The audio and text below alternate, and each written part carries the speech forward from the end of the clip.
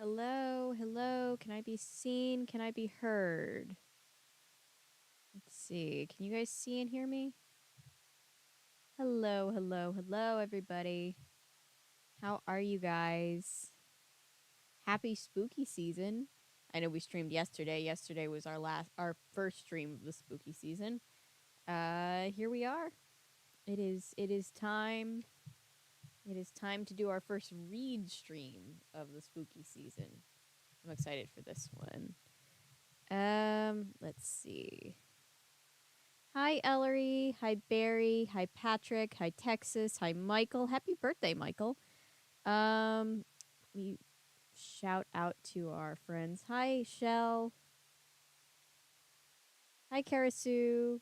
Happy spooks, everybody. I'm just going to let our friends on Discord know that we're here. Sorry, you're going to get pinged if you're in our Discord server. If you would like to get more accurate updates than what YouTube likes to give out for when we go live, consider joining the Discord server. Oh boy. Okay, cool. We're here. Sorry, it's like end of a weird day and I'm just like, I feel very low energy. I need to have better energy.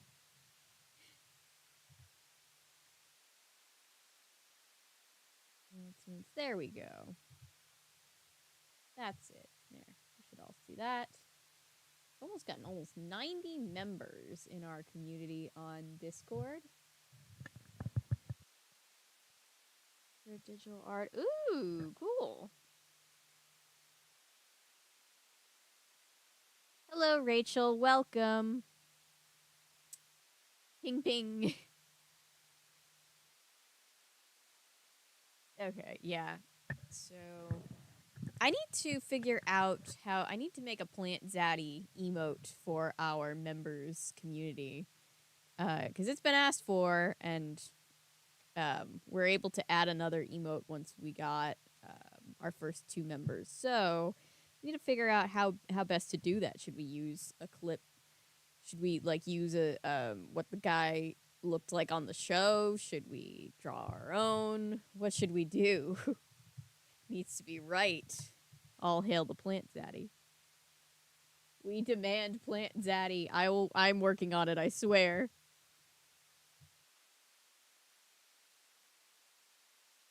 Organic cinnamon applesauce. Ooh. It smells like a swimming pool and tastes a little bit like chlorine. Oh, it sounded so much better before you said that. All right. Today, I'm sure you know since you saw the title and the thumbnail, we are reading Nancy Drew Ghost Stories. This was published in 1983. There are a couple of Nancy Drew Ghost Stories. Oh my god, I'm sorry. Sorry. There are a couple of Nancy Drew Ghost Stories episodes, books, volumes of the book series, the literary series. Let's read the back. When night falls and horrors rise, will Nancy stand a ghost of a chance? When strange dark secrets can wait. What strange dark secrets can a college professor reveal after she has risen from the grave?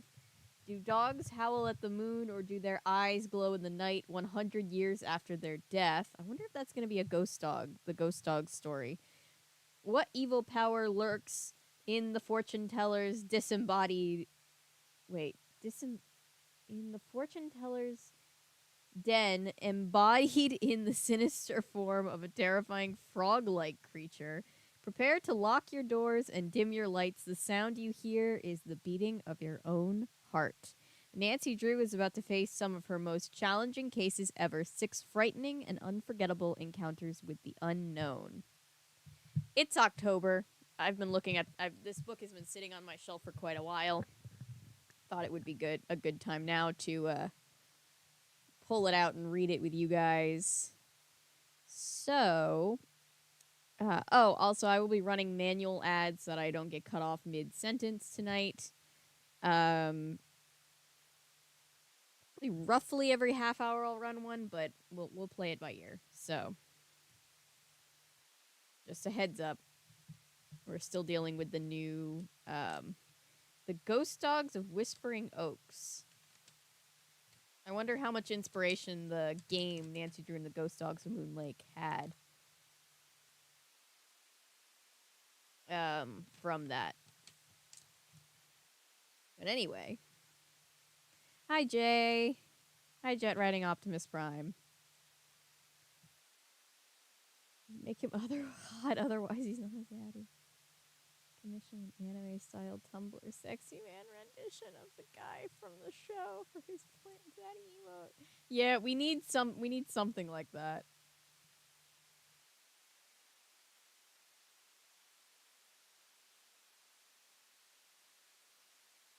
Live last night. That live, I will say that live was hilarious. Very, very, very interesting. Ghoul pups, they're very good boys.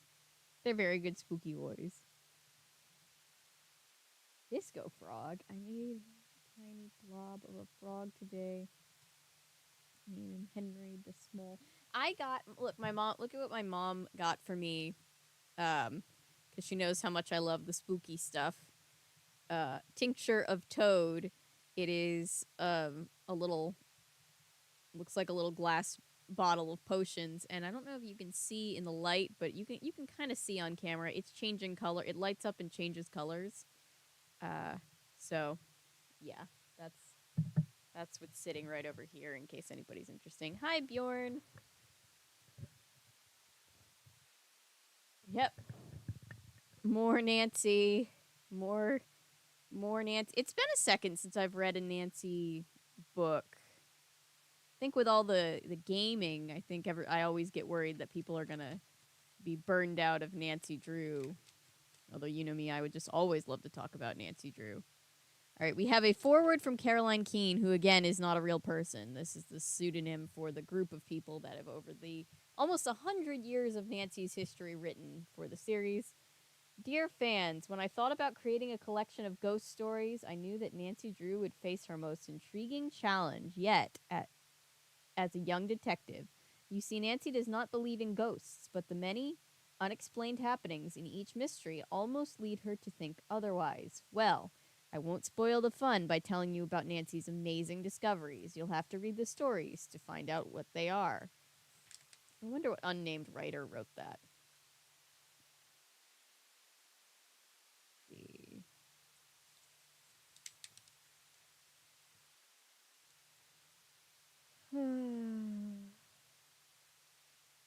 The weird accents. I'm sorry, I missed it for D&D. Oh, don't be sorry.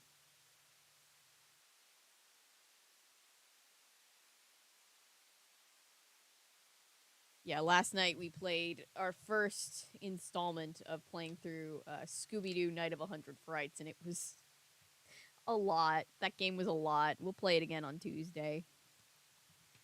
All right. First story of the night, The Campus Ghost.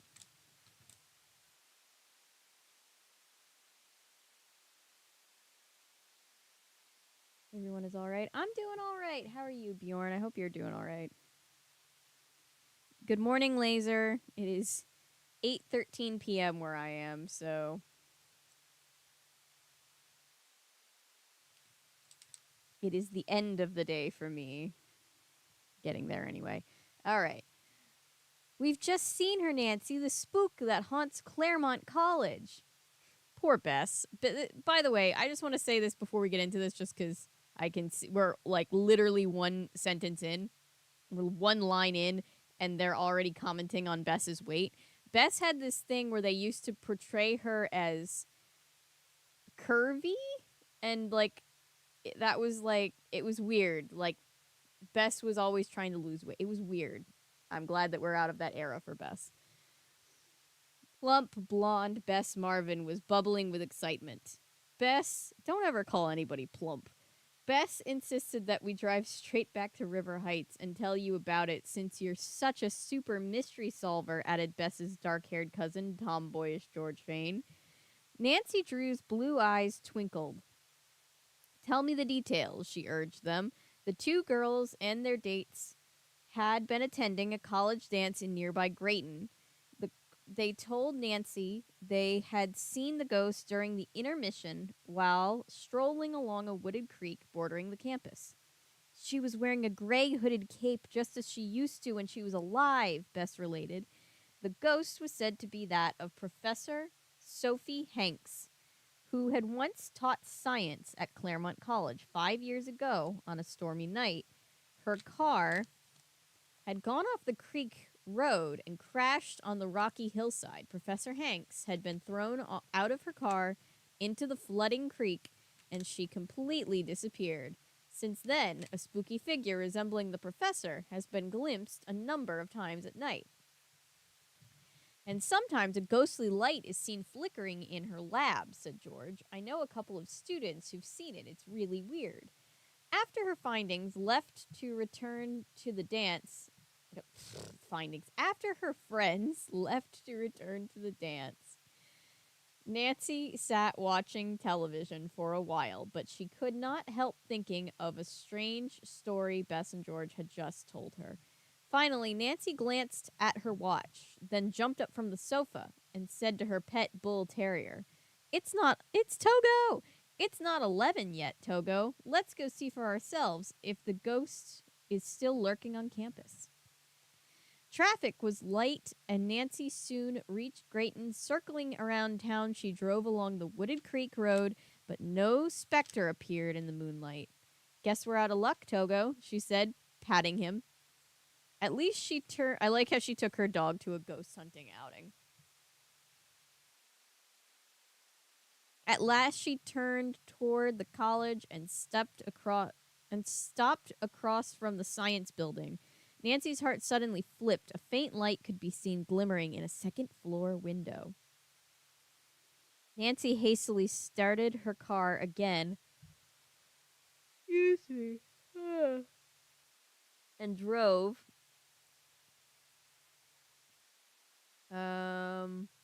Slowly until she sighted a uniformed campus guard. You're right, miss, he exclaimed when she pointed out the light. That's the window of Professor Hank's laboratory. Grab the bookmark for a second.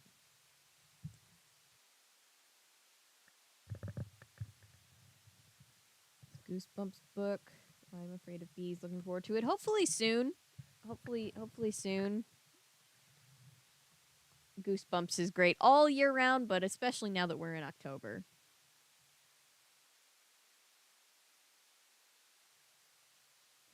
They depicted her as curvy, derogatory is the problem. Yes. She was curvy, it would be fine. Yeah. To be clear, thank you for specifying that. If it was like, oh, she's curvy and gorgeous and, it wasn't, it's not that she's curvy. It's that they always made it out to be like, oh, she needs to lose weight because she's curvy. That's why it was weird the way that they portrayed her. Not that she was curvy. Yeah.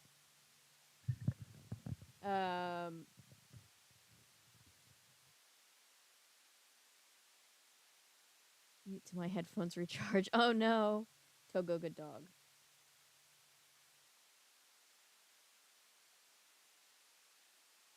Laboratory. I hope you get to rewind at some point, Luz.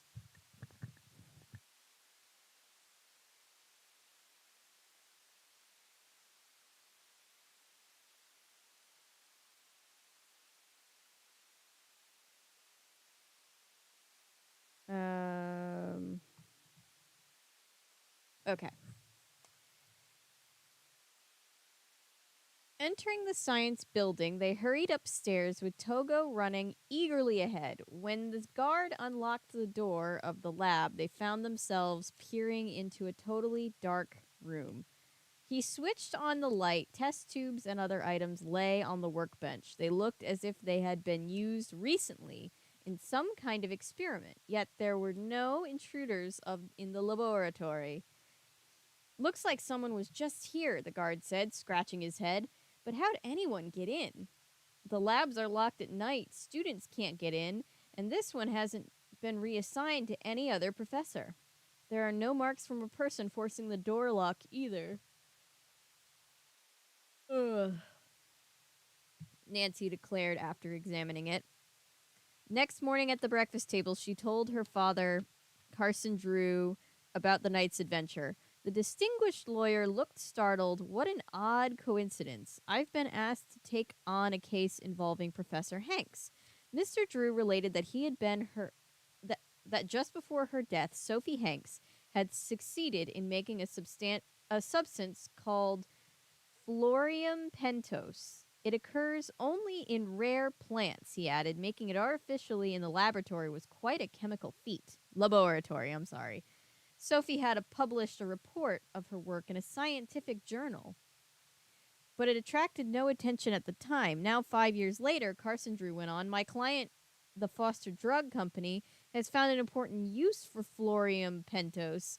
They want to manufacture it by her method, but she left incomplete notes. A crucial property, the catalyst needs to activate the process is omitted from her formula. And to make matters even more difficult, the process is patented, so the company would have to pay royalties, and she left no heirs. For that matter, she hasn't been declared legally dead yet. Still, Mr. Drew continued, the information is valuable, and no good can come of it at all until we find the complete formula. It must be somewhere in her notebooks or records. Oh, I'm sorry. I can't stop yawning tonight. With a sigh, he added, unfortunately, Professor Hanks's body was never found, so that makes the legal situation even knottier. Like it's tied up in knots. That's an interesting use of that word. What do we think already? What are our first guesses? Do we think she's alive? Because my money's on she's still alive. Laboratory. Oh, I'm sorry, Karasu.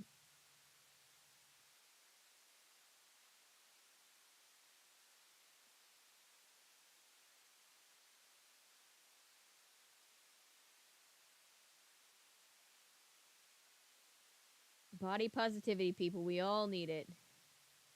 Yep, some people got big bods and it's fine. Yes, exactly. And poor Bess always got just completely screwed over in some of these earlier books.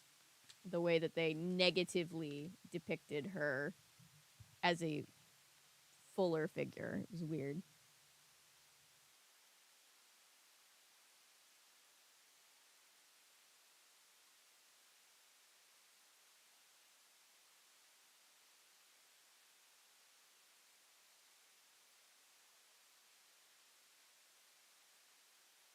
Okay, struggling. I'm sorry, Luz. Yeah, we'll keep you in our thoughts, Karasu.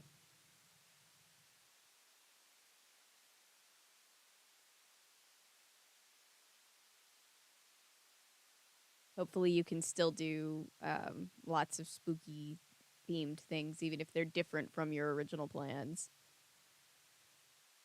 All right. With a sigh, he added, unfortunately, Professor Hanks's body was never found, so that makes the legal situation even knottier. I see what you mean, Dad, Nancy said thoughtfully. Would you like me to look into the mystery? Carson Drew smiled and set down his coffee cup. I was hoping you'd offer to, honey. If you can come up with the answer, it would certainly be a tremendous help. After assisting the Drews' housekeeper, Hannah Gruen, in clearing away the breakfast dishes, Nancy drove to Claremont College and interviewed Dean Tapley, head of the science department. He told her a number of interesting details. Sophie Hanks had been a rather plain, unhappy woman. The dean confided she had a twisted nose and her face was disfigured by a childhood accident. Even though she was only in her mid-30s, students called her the old witch behind her back. Aw, poor lady. I suppose that made Sophie rather sharp-tongued and unpleasant, Dean Tapley reflected, but we kept her on the faculty nevertheless because she was such a brilliant science teacher.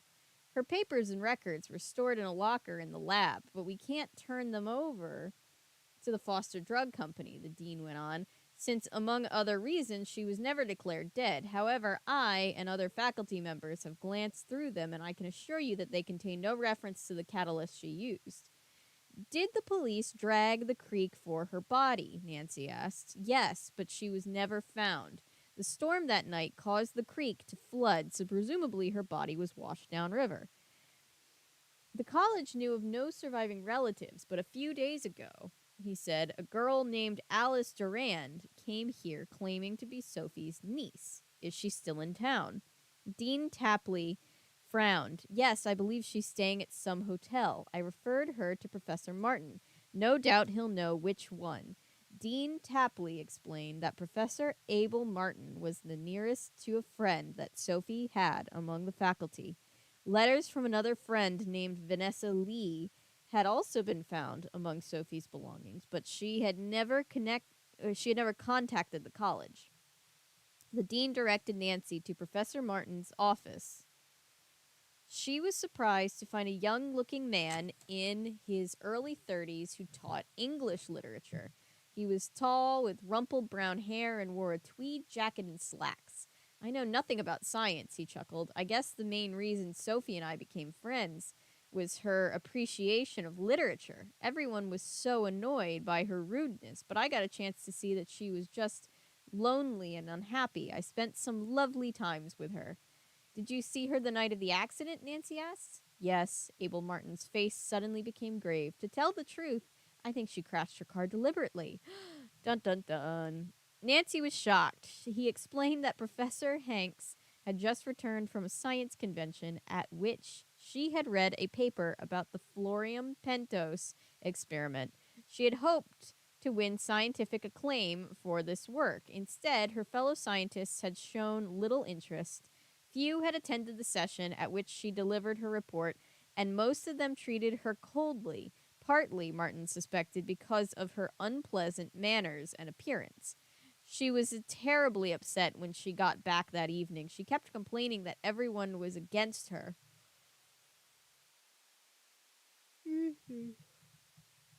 Apparently, she brooded in her lab for several hours, then drove off about midnight at the height of the storm and had her fatal crash. Where did Professor Hanks live? Nancy asked. She rented an upstairs apartment in a house near the campus that's owned by an elderly couple, Martin replied. When it was cleared out after her death, I agreed to let her personal effects be stored in my garage. They're still in it.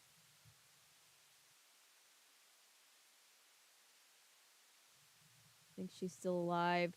Supernatural things almost always have a natural conclusion and cause, and Nancy Drew, yes.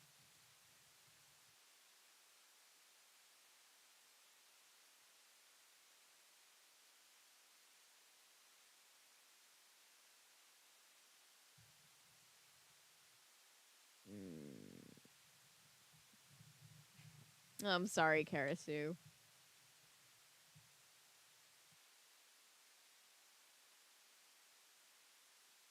There are some great Halloween specials on YouTube if you're interested.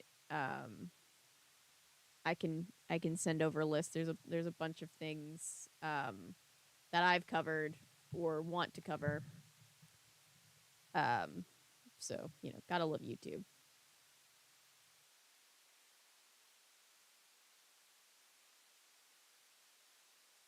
Nancy's eyes lit up with interest. Then perhaps you've seen those letters from her friend, Vanessa Lee.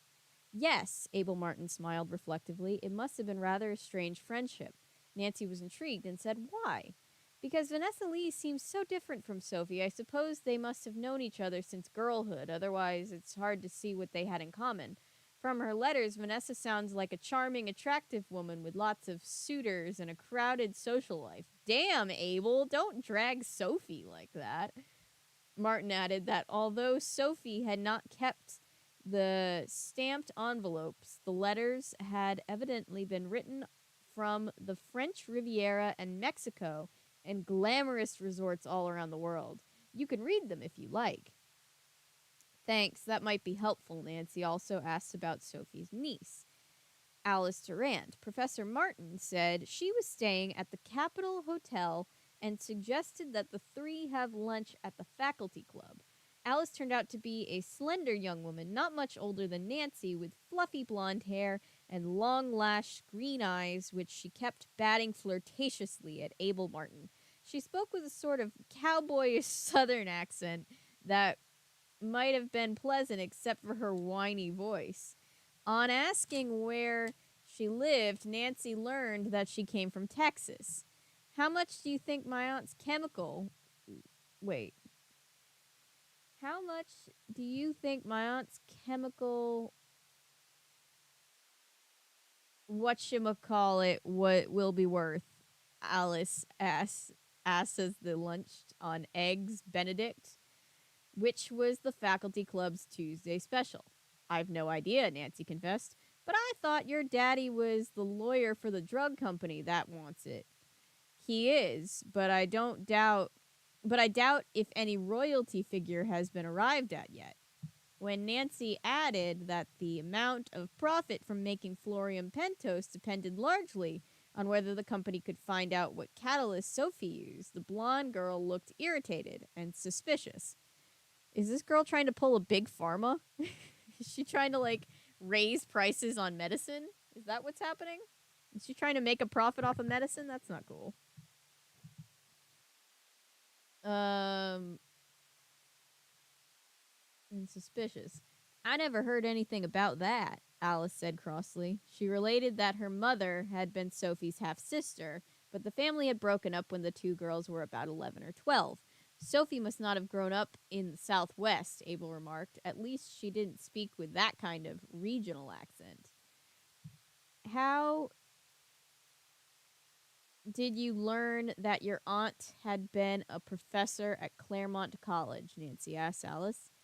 I saw a TV news story about the campus ghosts. What is a Texas act? I'm trying to hear Texas in my head. Then the reporter told how a drug company wanted to buy the rights to some chemical process discovered by the dead lady scientist named Sophie Hanks. Sorry, the dead lady scientist. I realized she could have been my aunt. Her idea was confirmed, Alice said, when she searched, oh, that's not her voice anymore, her late mother's effects and found a note from Sophie announcing her appointment to the faculty of Claremont College. Nancy could not help suspecting that Alice had known all along that her aunt taught at Claremont, but had never bothered to get in touch until she learned it might be worthwhile to do so. By the way, would you two like me to show you where Sophie lived? Abel Martin inquired. Alice showed little interest, but Nancy eagerly accepted. A waiter came to their table. Excuse me, but is one of you young ladies Miss Drew? When Nancy nodded, he said someone wished to speak to her on the phone. Her caller was Dean Tapley. This book came out in 1983, for anybody wondering. I hope you might be lunching there at the club with Professor Martin, he said. Something has come up which may interest you, Nancy. I've just had a visit from the letter-writing friend of Sophie Hanks. Vanessa Lee, would you care to meet her? Indeed I would, Nancy said. He promised to arrange a meeting in half an hour. Returning to their table, Nancy told Professor Martin and Alice the news. Their visit to Sophie's apartment was put off until 3 o'clock. As they were going out through the club lobby, Professor Martin discovered a message for him in his letter pigeonhole. As he read it, a startled expression came over his face. Is anything wrong? Nancy inquired. Without a word, he handed her the message. It said, "This may sound very odd, Abel, but I have the gift of second sight. As you were lunching today, I could see a distant, radiant aura over the head of that lovely, reddish-haired girl at your table. In my opinion, this means someone from the spirit world is hovering near her." The note was unsigned. Nancy looked up in surprise. Who do you suppose wrote this? Martin shrugged uncomfortably. I can't imagine. Perhaps someone on the college parapsychology staff? They investigate ESP and things like precognition, knowing beforehand about events that are going to happen. Despite her keen, inquiring mind and healthy skepticism about ghosts, Nancy felt a chill race down her spine. Her meeting with Vanessa Lee took place at the administration building. Miss Lee was a good-looking woman, about 40 years old. Dean Tapley introduced Nancy to her, then left them alone in a private office. "Do you live around here?" Nancy asked. "Up in Harbor City." I'm sorry, now that I didn't I'm sorry now that I didn't see Sophie more often when she was alive. Noticing that the woman had a way of speaking that resembled Alice Duran's, Nancy asked if she came from Texas. Vanessa Lee smiled. "I lived there at one time, I suppose. The accent still lingers," she said, and she and Sophie had become friends while they were attending a women's college in New Orleans. "Later, I used to write Sophie quite often, but she seldom answered, so we lost touch. I have a theory. But I don't know exactly. I don't know the whole theory."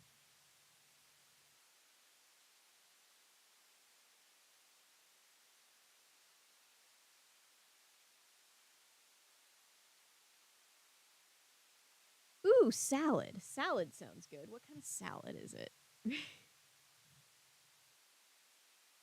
Taking a sip of my drink. Give me 1 second.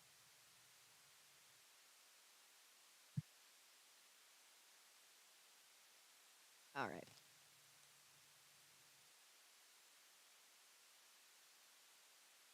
Um, Later, I used to write Sophie quite often, but she seldom answered, so we lost touch. Strangely, Ms. Lee could not tell Nancy much about her late friend. Looking embarrassed, she explained apologetically she had suffered a recent loss of memory. Oh my god, are we in a soap opera? To be honest, I forgot all about Sophie until I read about her ghost in the newspaper. One reason I came here was in the hope that it might stir up my recollections. Before the meeting was over, Nancy also learned that Ms. Lee was unmarried and worked in the Alpha Medical Laboratory in Harbor City.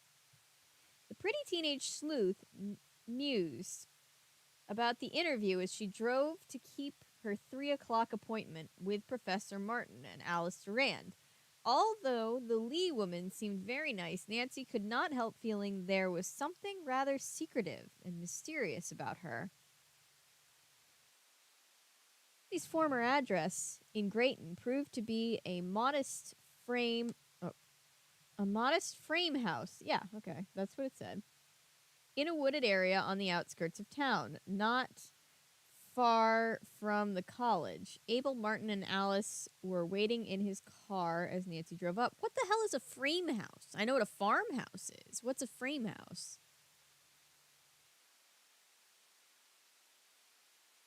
Sorry, my bangs are doing a weird thing today. I don't know why. Um.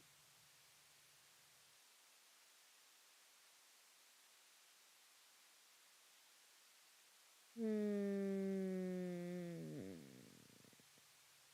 Nancy drove up. A sweet-faced woman answered when Abel rang the doorbell. He introduced the woman and her husband as Mr. and Mrs. Bascom.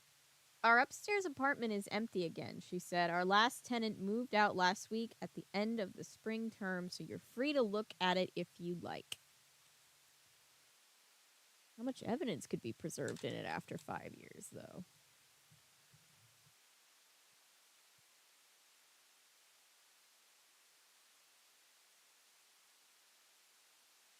One needs to beef with God. As the World Turns, starring Nancy Drew. Natural stuff in Nancy Drew. I wouldn't be surprised if the devil possessed me.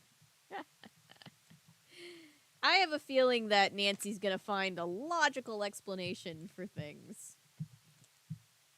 But I don't know. I haven't actually read this particular book yet, so. Like, ever. Not even like I don't remember it from childhood. I've never read this to my recollection before. The rooms and furnishings were old-fashioned but looked clean and comfortable. Nancy scanned each room with a sharp-eyed interest, wondering if one might still hold Sophie's scientific secret. Was the apartment ever searched after her things were cleared out? Nancy asked. Well, not exactly searched, said Mr. Bascom, but the walls were painted and the carpet and furniture were all clean spick and span. I guarantee nothing got left behind. What does spick and span mean? It's one of those things we always say, but I have no idea what it means. To tell the truth, we didn't have much to do with Professor Hanks. She kept to herself most of the time. When the three left the house, Abel said to Nancy, "If you're wondering whether Sophie left any notes about the catalysts among her belongings in my garage, the answer is no. I've been all through them." He added thoughtfully, "She did all her scientific work on campus. At home, after hours, she seemed to put all of that out of her mind. She has good work boundaries. Good for her." Returning to her car, Nancy noticed that it was 4 o'clock. She stopped at a drugstore to make a long-distance phone call to the Alpha Medical Laboratory and then drove to Harbor City. Even though it was past closing time, the lab director had promised to wait for her. He was a tall, spare man wearing rimless, pinch-nose glasses.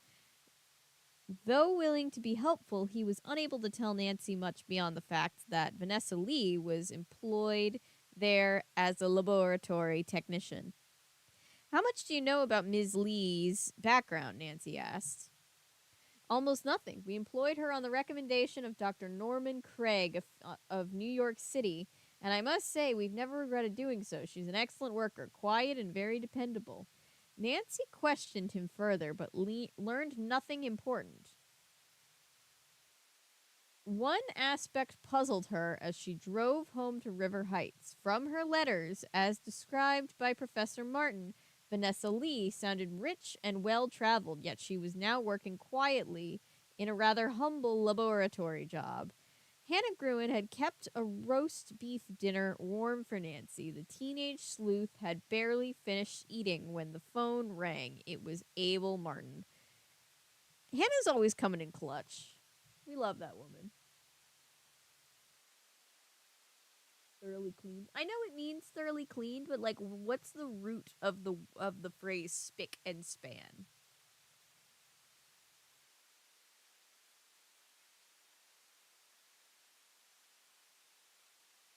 Sophie became a plant monster. If I had a nickel for every time we covered something where someone turned into a plant monster, I'd have 2 nickels, which isn't a lot, but it's weird that it happened once, let alone twice.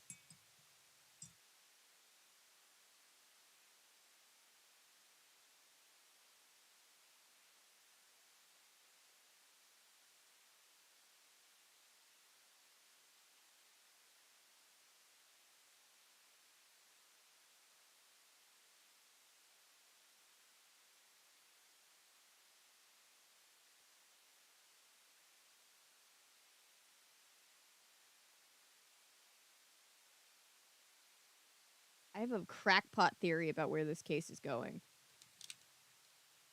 I will abstain from my theory for now, though, because we've got a little bit more of the story.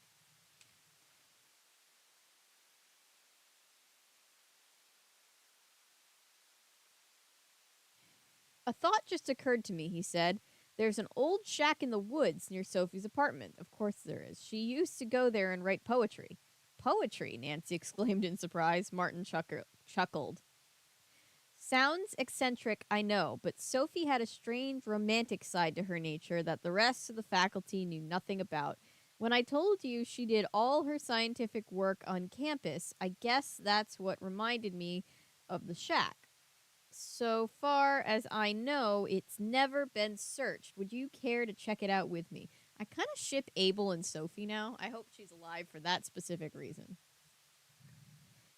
Nancy eagerly accepted, and he promised to pick her up in 20 minutes. Darkness had fallen, and a shimmering gold moon was veiled behind misty clouds as Nancy and Professor Martin walked through the woods toward the old cabin. "Who owns it?" Nancy asked. "No one. It's been empty and abandoned ever since I came to Grayton. Sophie used to bring a deck chair and portable lamp out here on summer evenings to read and write. Suddenly, Nancy stopped with a gasp and laid a hand on Abel's arm. Look, she whispered. A pale figure had just appeared among the trees, a short distance ahead. It was wearing a hooded cape, as Sophie's ghost was said to do. Nancy could feel goosebumps rising on her skin as she recalled the unsigned message at the faculty club. This means someone from the spirit world is hovering near her. The specter seemed to sense their presence. It turned its head just long enough for Nancy to glimpse a ghastly, white, witch-like face. The next instant, the pale figure flitted off among the clustering trees. Come on, Nancy urged. Let's go after it. As she started forward, Abel Martin followed, but a few paces further on, he tripped in the tangled underbrush. Instinctively, he grabbed Nancy's arm for support. Both lost their balance and fell. Nancy scrambled to her feet and switched on the flashlight she had brought from her car. She played the beam back and forth through the trees, but failed to catch any glimpse of the pale, caped figure. The specter had disappeared. Nancy murmured her disappointment. Never mind, she said to her companion. Let's go look in the cabin. Nancy's like, oh, fuck. Hi, pizza. Oh, I'm sorry, Luz. That's uncomfortable. Hi, Jonathan. Seems unclear. Maybe from Old Dutch.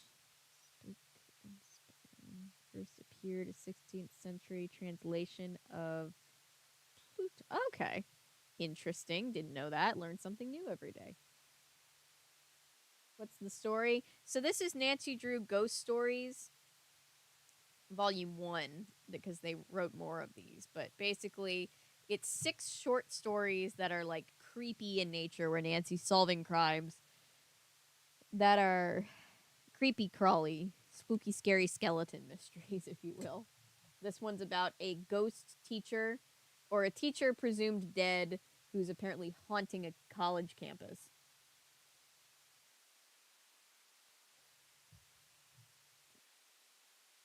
All right, let's go look in the cabin. The old shack was dank and empty. Glass was missing from one of the 2 windows, and the other pane was cracked. Rain had leaked in through a hole in the roof. The only furnishings were a rickety table and a rusty stove. Suddenly, Nancy's eyes fell on a box-like object in one corner of the room. It was an old metal milk chest. Lifting the lid, she gave a little cry of excitement. Ah! Inside were several papers. All but one bore poems in a woman's handwriting. The last sheet was a typewritten will signed by Sophie Hanks. Nancy read it hastily and announced, "It says that she leaves everything to her beloved niece, Alice Durand." Abel Martin took the will and glanced at its contents, then looked up with a low whistle. Quite a break for Alice. Yes, isn't it? Nancy agreed. Shall I turn this over to my father? The literature professor nodded with a slightly dazed expression. I guess that would be wisest. When Nancy arrived home, Carson Drew scrutinized the document with keen interest. It may take a while to determine if this is valid, he said. Yes, I think it should be examined carefully so that we can be sure, Nancy urged. But before they could discuss the matter further, Bess Marvin and George Fane dropped in. The 2 girls listened wide-eyed. Sorry, I'm very fidgety tonight. As Nancy described the weird figure she and Professor Martin had seen. Hypers, said George. The ghost really gets around. Hypers? Really, George? Hypers? Ooh, I think I may have nightmares tonight, Bess squeaked nervously. The scary episode had given Nancy an idea. How would you 2 like to do a little private eyeing for me tomorrow, she proposed. The cousins excitedly agreed to do so. Nancy asked them to shadow Alice Durand. Then she called the house detective at the Capitol Hotel, who was a friend of the Drews, and asked him to assist the 2 amateur sleuths in any way possible. That's a thing? Okay. The next day, Nancy Drew The next day, Nancy drove back to Claremont College and looked up the campus guard who had gone with her to investigate the glimmering light in Professor Hank's former laboratory. We know the door leading to the lab from the corridor was locked, she said. Is there any other way into or out of the lab?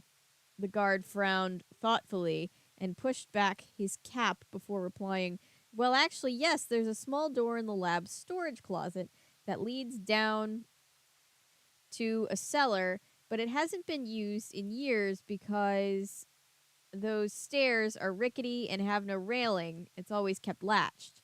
Was it latched Monday night? Nancy asked. You bet. He nodded firmly. I put some things away in the closet before locking up that evening, and I noticed that it was latched.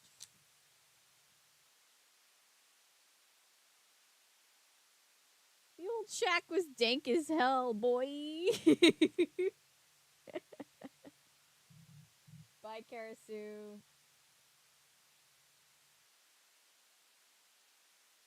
The dank meme is what it is.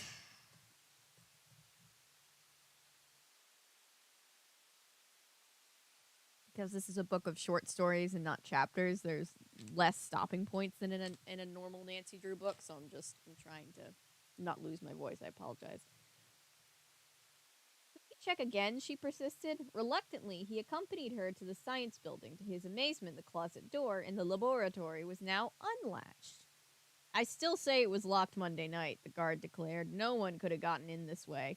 Nancy smiled. Maybe not, but whoever caused that glimmering light we saw, she pointed out, could have gotten out this way. And that person, she reflected privately, must also have been someone who knew the lab well enough to be aware of the closet door. Using a public telephone in the administration building, Nancy placed a call to Dr. Norman Craig in New York. His answering service informed her, after Nancy identified herself and stressed the urgency of her call, that Dr. Craig was out of town but might be reached at the marina in Harbor City. The girl detective was soon on her way there. Much to her disappointment, on arriving at the marina, Nancy learned that Dr. Craig was out on the bay in his cabin cruiser, but was expected back that afternoon. Nancy lunched on a hamburger and milkshake at the Marina Diner. Then she waited patiently for the physician to return. It was past 3 o'clock when his cruiser finally nosed into its slip. Luckily, he recognized Nancy's name at once and willingly answered her questions. She explained that she was investigating the campus ghost mystery at Claremont College and was checking into the background of Vanessa Lee. Her employer says you recommended her, Nancy concluded. Do you mind telling me how that happened? Not at all, Dr. Craig replied. I rescued Ms. Lee at sea. Oh, the turntables. All right.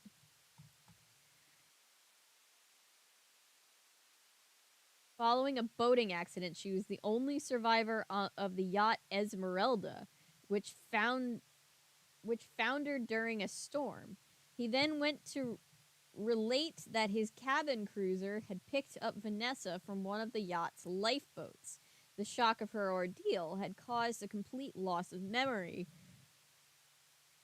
She was hospitalized for months. This really is a soap opera. At first, the doctor went on, she kept mumbling the words Brahma cattle.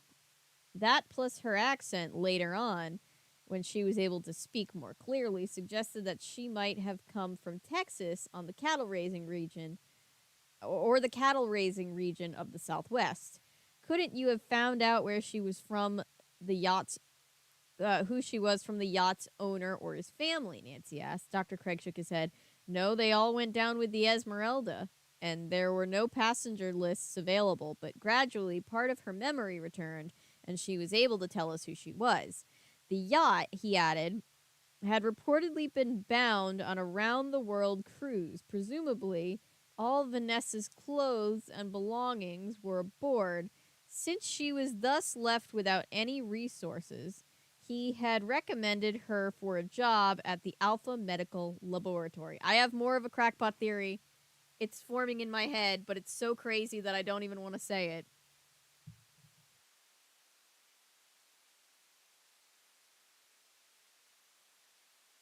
Thinks he's in a romance novel. Around the world, as it turns.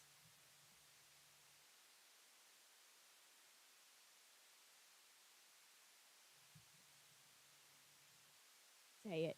All right, here's my crackpot theory, and it might be completely wrong.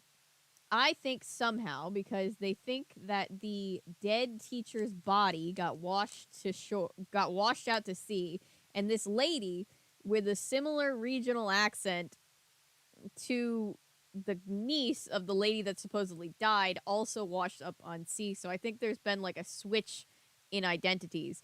I think, but I don't know, and we don't have all the clues yet. So that's just my theory that I'm working off of. It's a crackpot theory, but Nancy Drew books have done weirder, I promise. All right, where was I?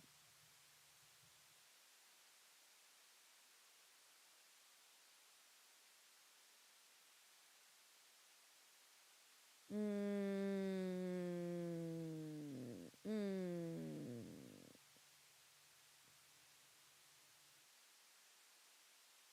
She was thus left without any resources and had recommended her for a job at the Alpha Medical Laboratory.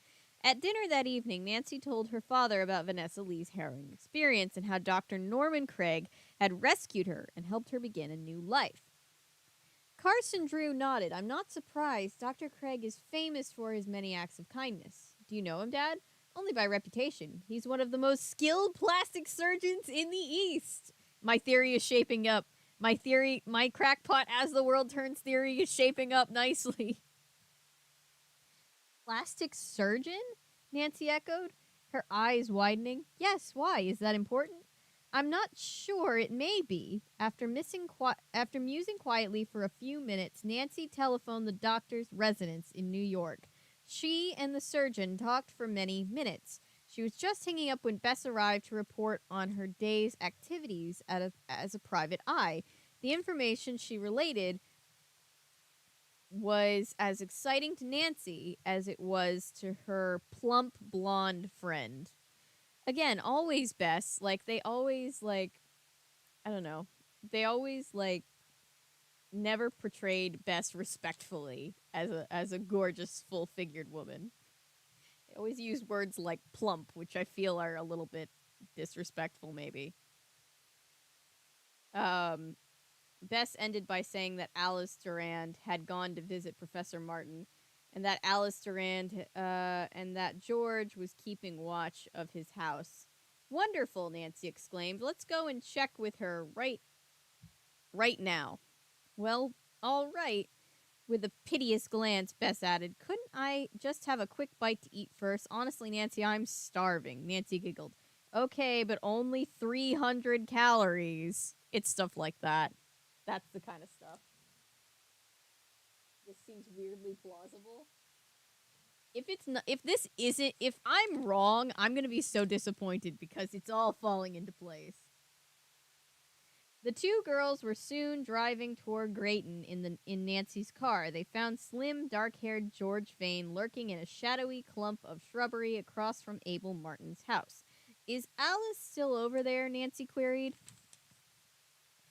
She is, unless she sneaked out the back door. Great, then here's what I'm going to do, Nancy spoke quickly. She handed George some sandwiches and other goodies that Hannah Gruen had packed while Bess was eating. Here's something to munch on in the meantime. George hugged her friend and greedily opened a paper bag. You're a lifesaver. Leaving the two cousins, Nancy crossed the street alone and rang the bell. Abel Martin came to the door. He seemed embarrassed to discover that his caller was Nancy Drew. I'm rather busy this evening, he mumbled. That's all right. I won't stay long, Nancy said with a bright smile. Edging her way inside, Alice Durand was seated in the living room. She was obviously no more pleased than her host at Nancy Drew's unexpected arrival. Since you're here, she said sourly, you can tell me how long it'll take to validate that will you found last night. Probably several days, Nancy said. Dad has turned it over to the court. it will have to be examined by experts on questionable documents. Alice and Martin exchanged quick, frowning glances. Then Nancy asked casually if she could use his typewriter for a few minutes, saying she wished to leave a brief report of her investigation at the college office, but had neglected to write it out before leaving River Heights. Help yourself, Abel Martin said curtly. He jerked a thumb toward his study and workroom in the right of the vestibule. Nancy had already glimpsed his desk and typewriter there. May I borrow a piece of paper too, please? Be my guest.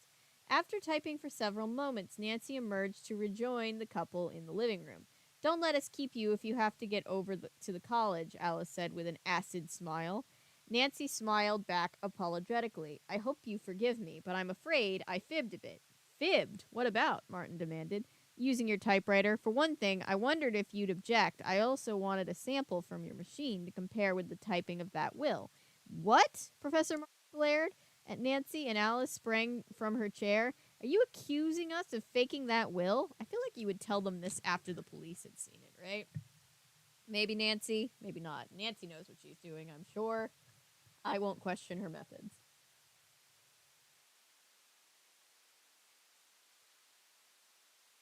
Not yet, said Nancy, but I must warn you, you're both under suspicion. The chambermaid who straightened up your room this morning, Miss Durand, found a gray hooded cape there and a white-faced Halloween witch's mask. Martin and Alice burst into loud, angry protest, but Nancy was no longer listening, though through the window she had just seen a light glimmering on the second floor of the darkened science building, a block away on the college campus. Please excuse my hasty exit, Nancy interrupted the two. I have to get over to the college immediately. Nancy just dropping truths and leaving. Hang on. Let me take a brief break. Peter Parker is sad that we're moving. Aw, I'm glad that you found a place, though. Literally, I don't care about the mystery. I just want food, right? Exactly. Bess is so valid for that. Jesus Christ.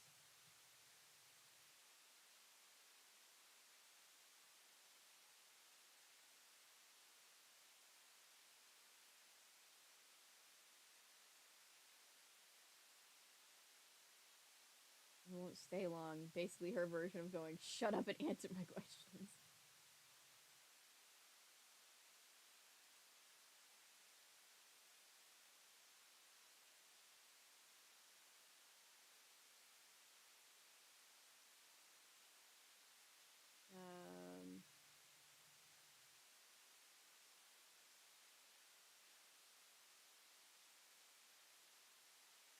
Oh, I thought 3DS had already shut down too. That's lame.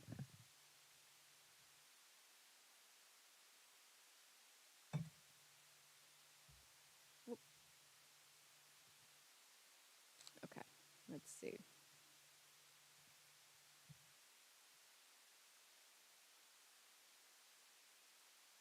Do I want to know what's on this book? Probably not.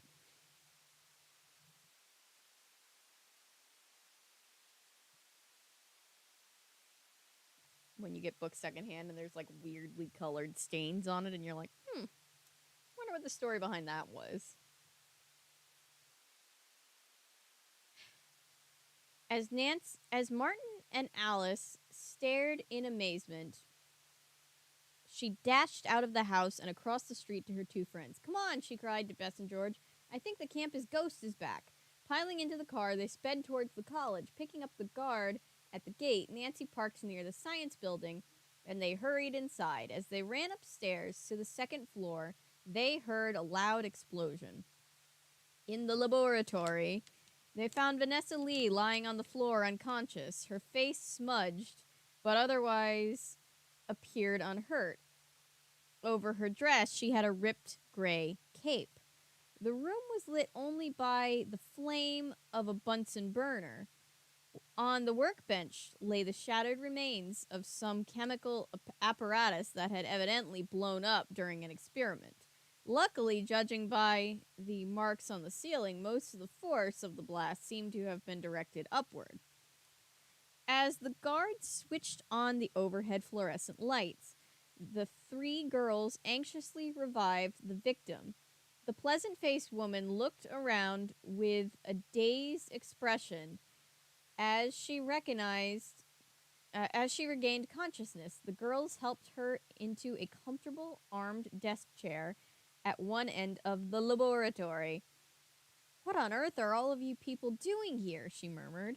I'll explain in a moment, Nancy said, but first, are you sure you're all right, Professor Hanks? Quite all right, thank you.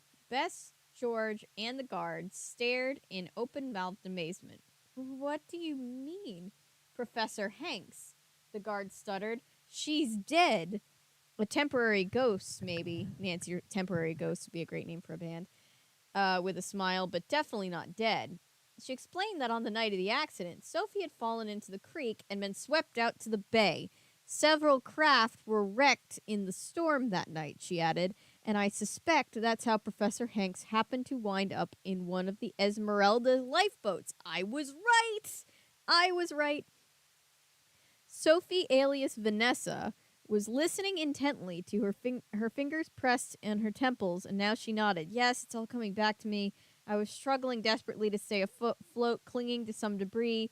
Then I saw this empty lifeboat and managed to pull myself aboard. Nancy went on. Her face had been badly cut during the car crash. That, plus the terrible disappointment she suffered at the science convention and the shock of almost drowning, caused her to lose her memory. Dr. Craig, who I'm not an expert, but does disappointment lead to amnesia?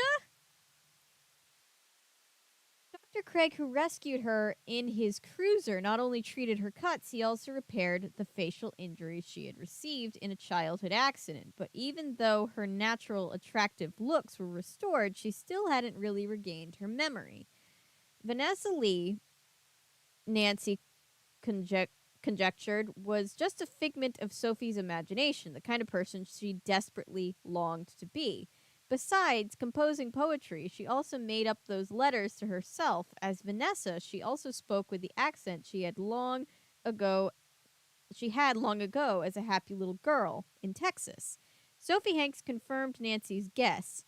Deeply troubled by her loss of memory from time to time, she would undergo emotional blackouts. On such occasions, she would return to Claremont College like a sleepwalker or a person in a trance, struggling to recall her past and wearing the same kind of cape she used to wear when teaching.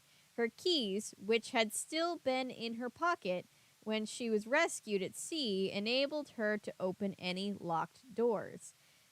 Then I'd come to again as Vanessa Lee, she explained, and find myself on campus or in this lab, but have no idea how I got here. I suppose that deep down you never wanted to be a Professor Hanks again, said Nancy, because her life had been so unhappy. With a twinkle, she added, but I'm sure you have a wonderful career ahead now that you're about to become a rich and famous scientist with a drug company paying for permission to use your great discovery. We should really celebrate this explosion. There's a lot to unpack. Let me finish. We're almost done with this one short story. Let me just get there. Nancy added, you might never have been jolted out of your memory loss without it. Then she smiled, and now Professor Martin and good old Alice will get what they deserve. What about the missing scientific bit? The catalyst, George asked George Fane. We need to use George's last name? We know who George is. Can you remember that too? Professor Hank smiled. No problem. I never forgot. It's the bromate. I was trying to repeat my experiment tonight, and it worked so terrifically I almost blew myself up. That feels like the opposite of working terrifically, but okay. Nancy pointed to a spilled chemical container that had been knocked off the workbench by the blast. It was labeled potassium bromate.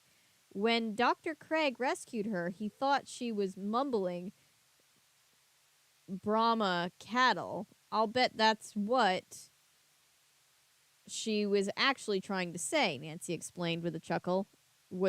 It was bromate catalyst. Without warning, Dr. Hanks threw her arms around Nancy. You are amazing, she exclaimed. How can I ever repay you for restoring me to myself? End of story. I can't believe I got it right. I also would have not believed it if I got it wrong because it was just, it all fit together too well.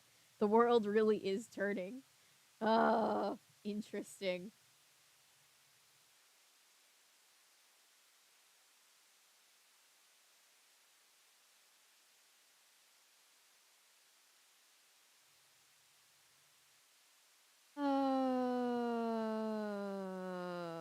Let's see.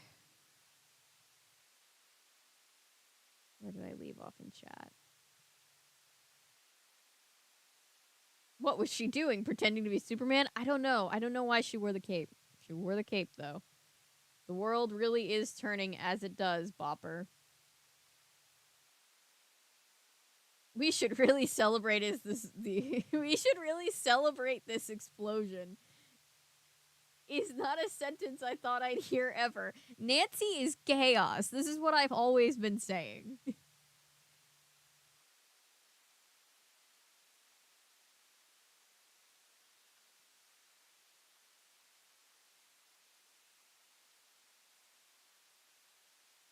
I'm glad I got to this one too, Patrick.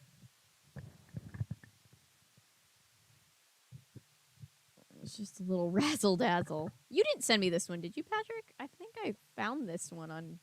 Didn't I find this one? Or did somebody send this to me? Oh, pure chaotic good. Oh, yeah. Oh, you did. Okay. Thank you, Patrick. I had completely forgotten that. I thought this was one of the ones that I found. I'm sorry. I didn't mean to steal your thunder. Chris Rudd. Hi.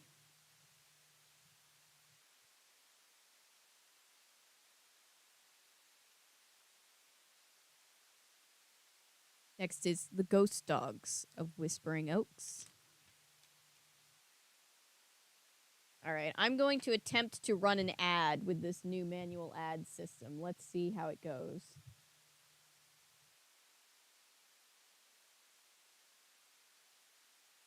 Did it work? Are you guys seeing an ad?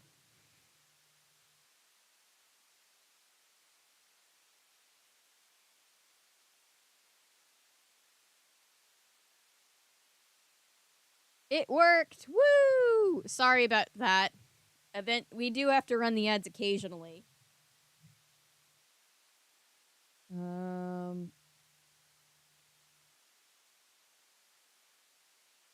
Wait, no ad. No ad. It worked for me. Some of you might have ad blockers on, maybe? Huh, that's weird. Oh, some of you who's just delayed.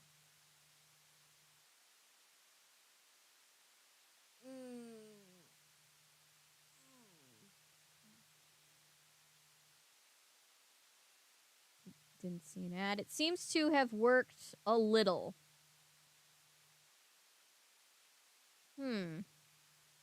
Interesting. Some people are saying it worked, some people are saying it didn't. I wonder why. Weird. Okay. We'll try again in a little bit.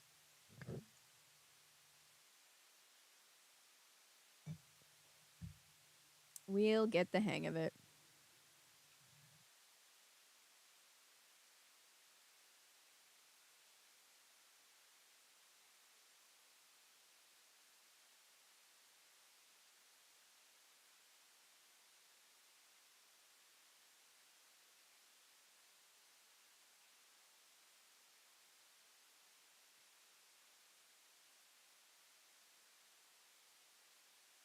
You found the first two Gossip Girl books. Nice.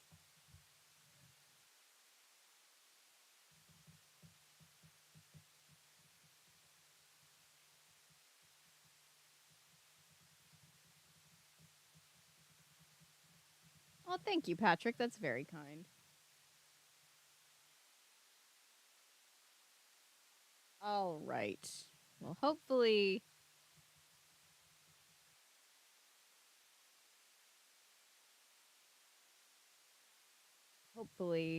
we are good to. Hopefully nobody's seeing an ad right now. Because we're going to read the second story in this book.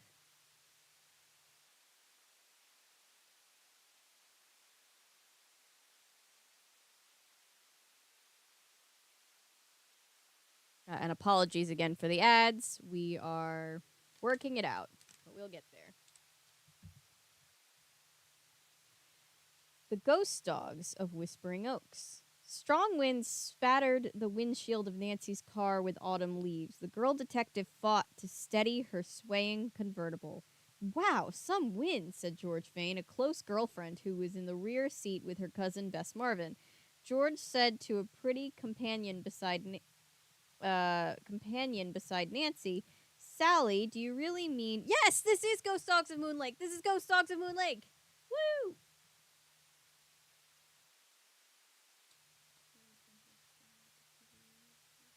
Oh, thank you.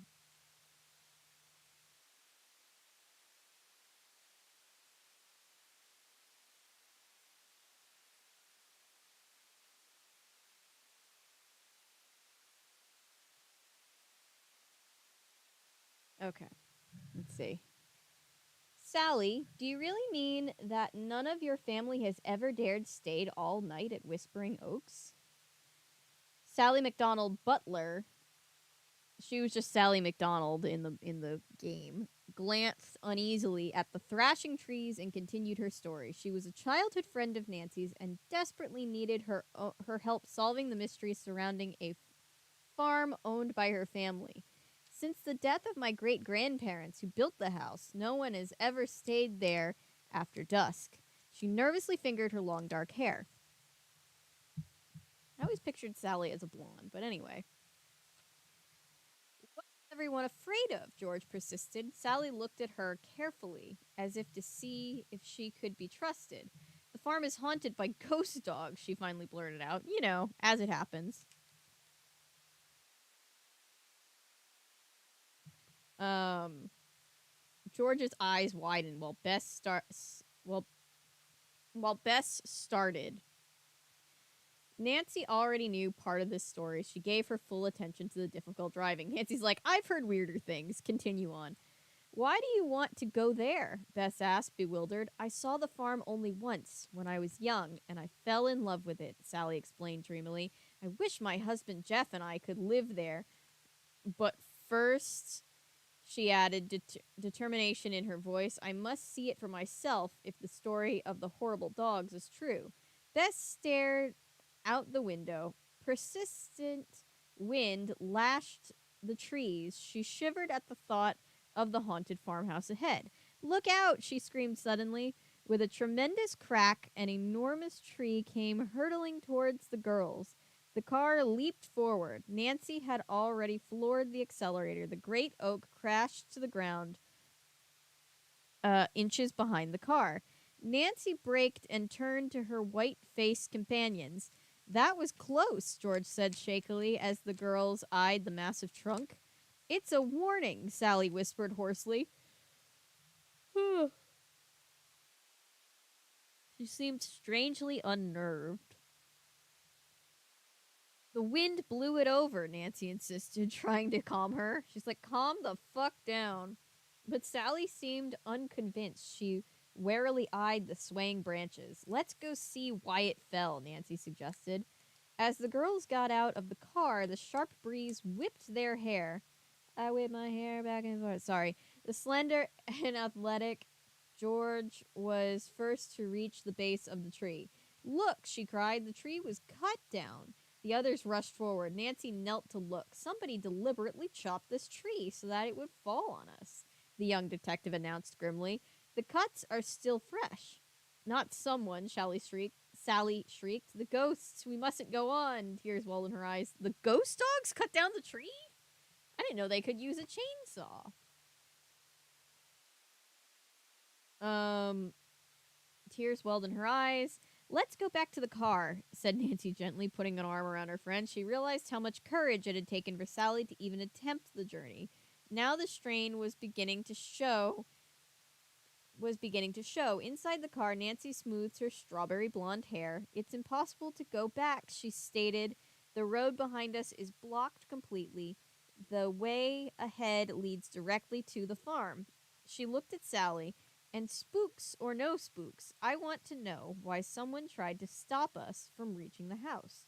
So do we, cried Bess and George. Sally managed a nervous smile. Then on to Whispering Oaks, declared Nancy, starting off. Those ghostly dogs had better beware, George said with a grin. Nancy Drew is coming. We should read The Ghost in Dawn's House next. That would be another good spooky season one. There's a couple of there's a few Halloween themed Babysitters Club books that we have thanks to Patrick. We only read which Babysitters Club books have we read? Like not California Diaries, like actual like Babysitters Club. We had like the one about the secret admirer, and then the one about the girl that they temporarily hired that was terrible. Was the bad Jessie and the bad babysitter. That one. What other ones? Did we read any other ones aside from that? We read that one BSC book that took place in the middle of the California Diaries arc.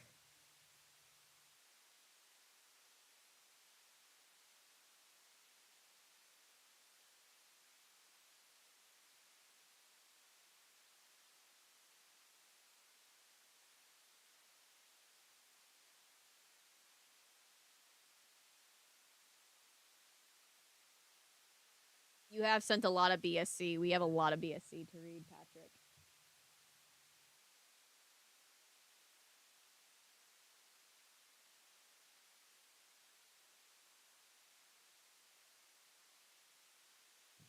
I don't know. I'll have to go back and check our Goodreads log.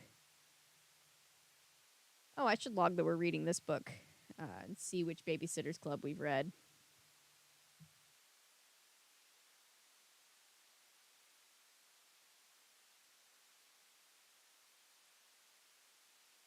They rode on for less than a mile. There it is, Bess cried excitedly. Wait, where did I leave off?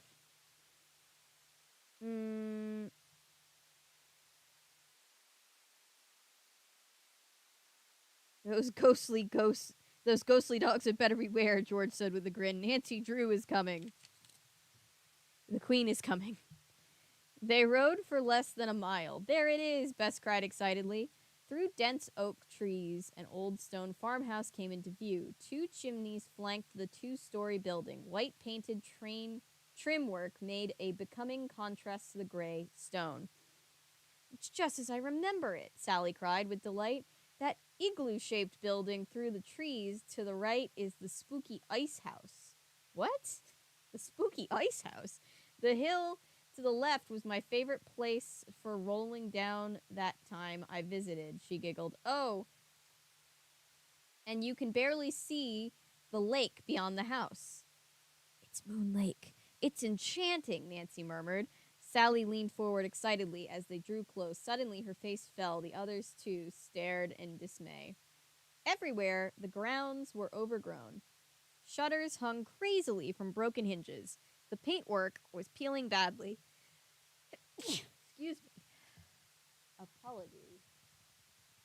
Every ghost in existence. Mwahaha! Nothing shall stop me. Oh no, is that a teen detective?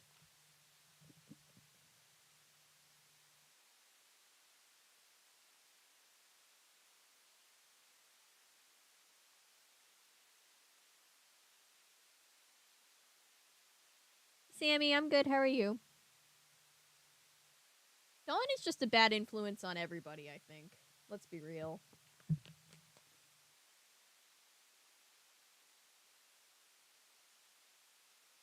The barn, cried Sally, horrified. The others observed the charred remains through the trees. The farm looks almost evil now, Sally choked through tears. Everywhere, the atmosphere was one of decay and neglect. Let's go inside, suggested Nancy as she pulled up to the front door. The girls unlocked the car and went inside. The floorboards creaked, and the visitors entered the living room. Ah! George exclaimed, picking a hanging cobweb from her short dark hair. The girls surveyed the room. Yellowed sheets covered the furniture. Thick dust lay everywhere. Outside, the window howled. The wind howled, not the window, the wind howled. Loose shutters rattled and beat against the house. It's no better in here, George declared. The place is spooky, Beth said. What did the groundskeeper say in the game last night? He's like, I'm strange and spooky. And we were all like, goals. Beth said and shivered. The room was chilly. I think it's lovely, Nancy protested, although it does need a little housework, she admitted. Again, Nancy's like, calm the fuck down, everybody. That's a cobweb. You don't need to level the whole house. A little, Sally laughed quietly. Nancy grinned. It was good to see her friend smile. Well, at least we can make it more livable. The girls opened the supplies they had purchased along the way at the general store. George, why don't you make a fire? Nancy suggested. She herself filled and lit the kerosene lamps. Handing one to Bess, she said, You can put the food away and start supper while Sally and I uncover the furniture. My favorite room, the kitchen, just led me to it, Bess joked, and Sally directed her through a door on their left. Again, Bess is so real for that. What's behind the other door? George questioned. The library. My great-grandparents loved to read. Hey, yo! Despite frequent sneezes, the girls soon completed their job. They all agreed that the work had brought a cheerful change. I would be a mess. My sinuses get so messed up when there's like with dusting anything. My indoor allergies are terrible. I'm picturing it. Ugh, I'm picturing it. I'm sorry the house is so primitive, Sally said, as they warmed themselves before the fire. There's no electricity or telephone. Even the kitchen stove is wood burning. Speaking of stoves, Beth said hopefully, I'm starving. In no time, they were busy eating a delicious meal of lamb chops with mint sauce, mashed potatoes, and string beans. Yes, they're really roughing it out here. George tutted disapprovingly at her blonde as her blonde cousin reached for a second helping. George, no, of apple crisp. Bess, who ignored her, tended to be slightly plump. Good for you for ignoring her, Bess. You do you. Go get that second bit of apple crisp. Dishes cleaned, the girls settled before the fireplace. Tell us about the farm and its ghostly canines, Nancy coaxed. Sally glanced outside uneasily as the darkened sky and began. It was my father's grandparents, Ezra and Pollyanna McDonald, who lived here. They loved the solitary beauty of the mountains, Sally sighed. It was a love she plainly shared. The farm was alive then with horses, cows, chickens, cats, and goats. She giggled. Cats? I would like to see the cats. She giggled. The McDonalds kept a large flower and vegetable garden. I believe their pet goat once tried to eat half of it, non-stop. Her companions grinned, but Sally's face clouded. The McDonalds also raised black Labrador retrievers. A year before the couple died, a female dog whelped 4 unusually large males. What does that mean?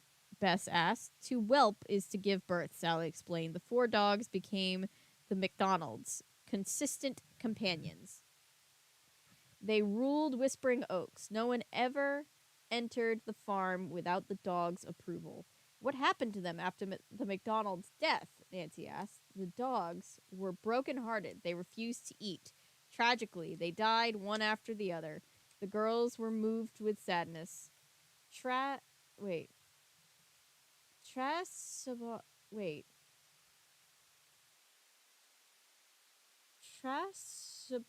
Sabach, who looked after the farm, buried them behind the ice house. Nancy leaned forward. Are they the dogs that haunt Whispering Oaks? Sally nodded and took a long breath. It was months before the McDonald will could be read. When it was, she continued with emotion, it contained their fondest wish. They wanted their beloved dogs buried with them on the hill. Nancy frowned. Then the dogs were buried in the wrong place. Yes, Sally cried. That's why they haunt us. We followed the rest of the will. 4 specifically inscribed headstones were placed over each grave, but it was too late. Why did it take so long to read the will? Questioned the young detective. Because it was missing for a while, Sally responded, and there's something else that's still missing too. The McDonald's had exact images of each of the dogs cast in 4-inch high solid gold. They must be worth a fortune, George gasped. Sally nodded. They would be, except to this day their whereabouts are a mystery.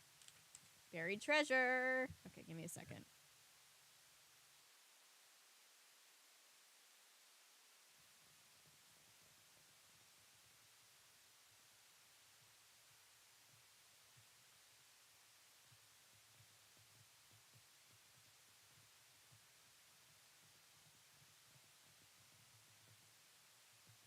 The dogs died from sad. I know. It's so sad.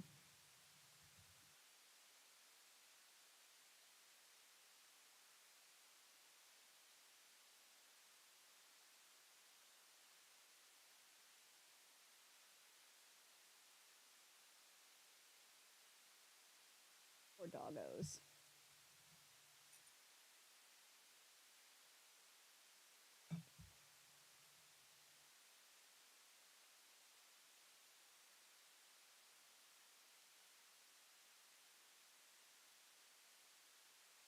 Okay.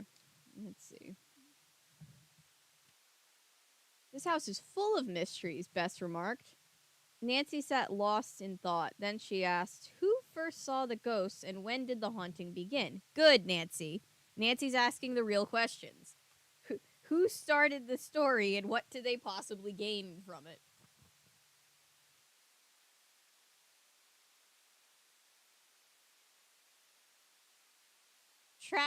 Sabach. I feel like I'm saying that wrong, Sally responded. The night he buried the dogs, at exactly 9 o'clock, the hour when the dogs usually came in for the night, he heard them whimpering. Puzzled, he looked towards the graves. There, among the trees, he saw 4 pairs of yellow eyes. Suddenly, the creatures rushed at him. The howling and snarling were horrible. He rushed back inside and shut the door. In a flash, the house seemed surrounded. They clawed and scratched, throwing themselves against the doors and windows. The noise was terrifying. Finally, the dogs retreated to the hilltop. There, over the graves of their dead masters, they howled mournfully until dawn. She drew a breath. Trask never saw their bodies, and in the morning he could find no tracks, but the house was covered with claw marks. That day, he moved to a cabin on the far side of the lake and never set foot on the McDonald property again after dark. Chills ran down the girl's spines. Trask Sabach told us that it was the dog's mistaken burial that had caused the haunting. And your family believed him? Nancy asked. Nancy's so out of pocket. Sally shook her head. My grandfather was skeptical. He tried to stay one night, but had exactly the same experience. Suddenly, the front door crashed open. Wind swirled through the room. The dying fire roared to life. Sally screamed. Bess gasped and clung to her startled cousin. Nancy dashed to the door and bolted it securely. Darkness had fallen. The young detective glanced at the time. 5 minutes to 9. The others, too, had noticed the approach of the haunting hour. Let's play a word game, Nancy proposed abruptly. Bess and George stared at her in disbelief. George sniffed. Nancy Drew, you have had some crazy ideas, but it'll be fun, she interrupted, and distracting, she added, nodding toward Sally. Her chums looked. Sally was staring anxiously out the dark window. The game began, moving slowly at first, but picking up as everyone started to relax. Famous names beginning with William or Bill, Nancy proposed. William Shakespeare, she offered. My favorite author, Sally joined in. Nancy was relieved. I would have loved to live at the turn of the 16th century when his plays like Hamlet were first performed, Sally continued. William McKinley, George next, 25th President of the United States. Bess thought for a moment. Finally, she said, William Dunbar. Who's he? George challenged skeptically. The best football player at Dave's school, was the retort. Nancy and George snickered. Sally was told that Dave Evans was Bess's special friend. Soon, everyone was laughing, including the mischievous Bess. Suddenly, Sally sat bolt upright. The color drained from her face. The others stared at her. Hear them? She asked. In a moment, the spine chilling sounds reached their ears. Somewhere, off to the side of the house, agonized whimpering echoed through the trees. The poor doggos! The ghosts, Sally hissed. The pitiful crying suddenly erupted into savage barking and growling. Chills again ran down the girls' spines. Nancy leapt to the window. The others seemed frozen. She gazed toward the ice house. Her breath stopped. There among the dark trees, 4 pairs of glowing yellow eyes stared back at her. The ghost dogs, George gasped.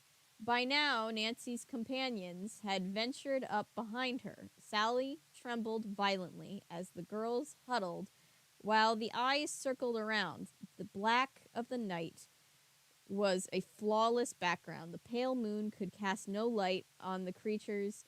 The eyes seemed to float without form. All at once, the ghosts advanced to the horrible sounds, grew louder and louder. Oh, Bess shrieked. She fled to the nearest corner and covered her eyes. The others seemed transfixed. Suddenly, the eyes vanished. The noises stopped. An eerie silence enveloped them. The girls inched forward. They craned their necks and peered out into the darkness. Just then, something huge and inky black banged against the glass. Snarling and barking, the creatures clawed wildly at the window. Sally screamed. The 4 girls staggered backward as the window shuddered violently. The dogs had surrounded the house. Eyes appeared at every window, spine-chilling, scratching and clawing sounds filled the air. The barking and snarling grew to an unbearable pitch. Terrified, the girls backed into the center of the room. Yellow eyes stabbed into the darkness. There was another crash. The front door buckled. Then the handle rattled furiously. Bess wailed. An eternity seemed to pass. Suddenly, the sound faded. The attack stopped. The dogs were moving away. Bess lifted her head. She opened her mouth, but Nancy raised her hand for silence. She's like, "Shut the fuck up, guys." They listened. The 4 ghostly animals could now be heard up on the hill. There, as the story foretold, they began to howl mournfully. The ordeal had been exhausting. Nancy gently placed Sally on the sofa. Bess and George collapsed into chairs. There must be an answer to this haunting, Nancy mused. I intend to find it, she resolved suddenly and started for the door. Nancy, Sally cried, don't you dare go out there. Her friend was becoming hysterical, so Nancy quickly reassured her. I'll wait, she promised soothingly. Bess and George also seemed relieved. Let's get some sleep, Nancy suggested. All right, give me a second.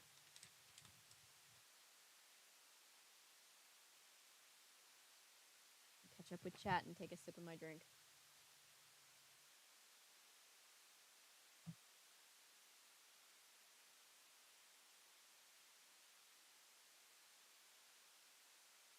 We drewing it up? Nice. Yes, Mika, hi.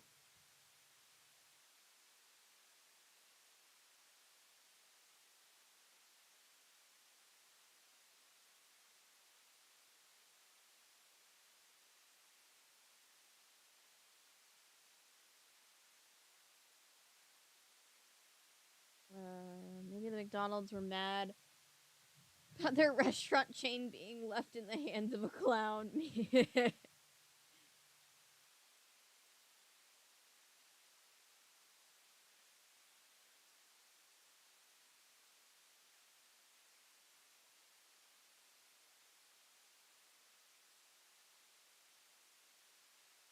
Nancy is simply unbothered. She just went over to the howling wind in the window like, yeah. You want to live in a time when we didn't have penicillin and you were likely to die before the age of 30, Nancy? No, Nancy wasn't saying she wanted to live in that time period. Sally was saying she did because William Shakespeare was her favorite author.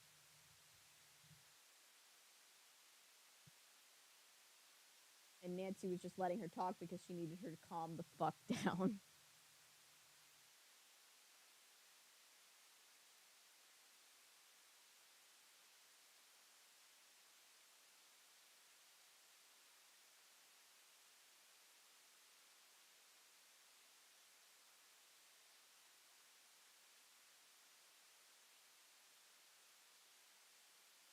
Like, we got a werewolf situation on our hands, ladies. Yup. Nancy really went, shush, don't bother me with your words. Yes. He was going to slap her. Have not watched the CW show yet. Will eventually. The Nancy Drew CW show. It's new this week. Avery. Channel wise, we've started playing Scooby Doo Night of 100 Frights. We have our novella video that I did with Daniel up. The next video is on our, because we're still on our round the world tour because they are in negotiations again finally, but the strike is still ongoing. So we are taking a trip to a stop in Sweden to talk about Swedish Lord of the Rings. And yeah.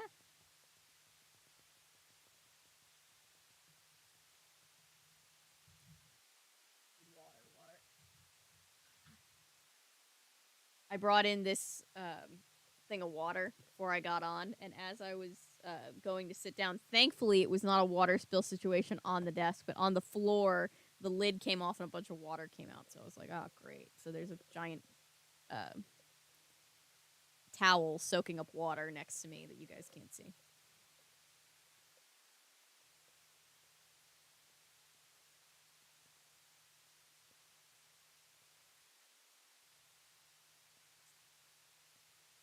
Down with the AMPTP. Give the actors their money. Yes, please.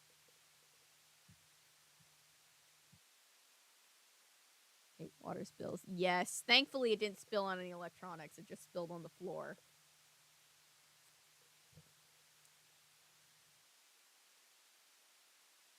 I dealt with my kitchen flooding a couple years ago, so this could be dealt with.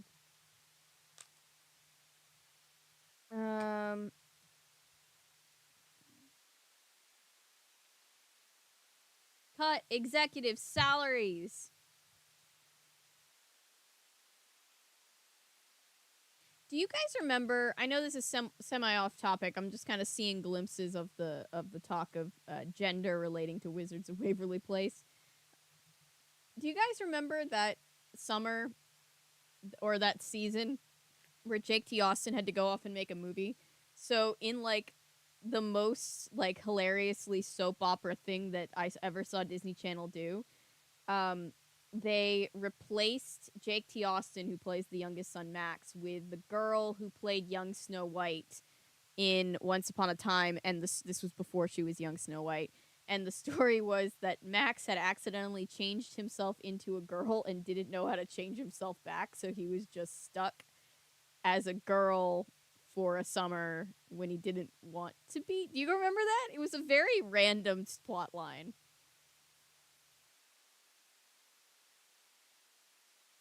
I didn't plan to cover anything but Swedish Lord of the Rings. I can always check anything. Bailey Madison. Yes, thank you. That's her name. Yes. Snow White. I would have loved a spin-off starring her. I know. I think she's a really good actor for her age. I know she's like an adult now, but back when she was a kid actor, I thought she was really good for her age. And it was really great casting between her and grown-up Snow White, Ginnifer Goodwin.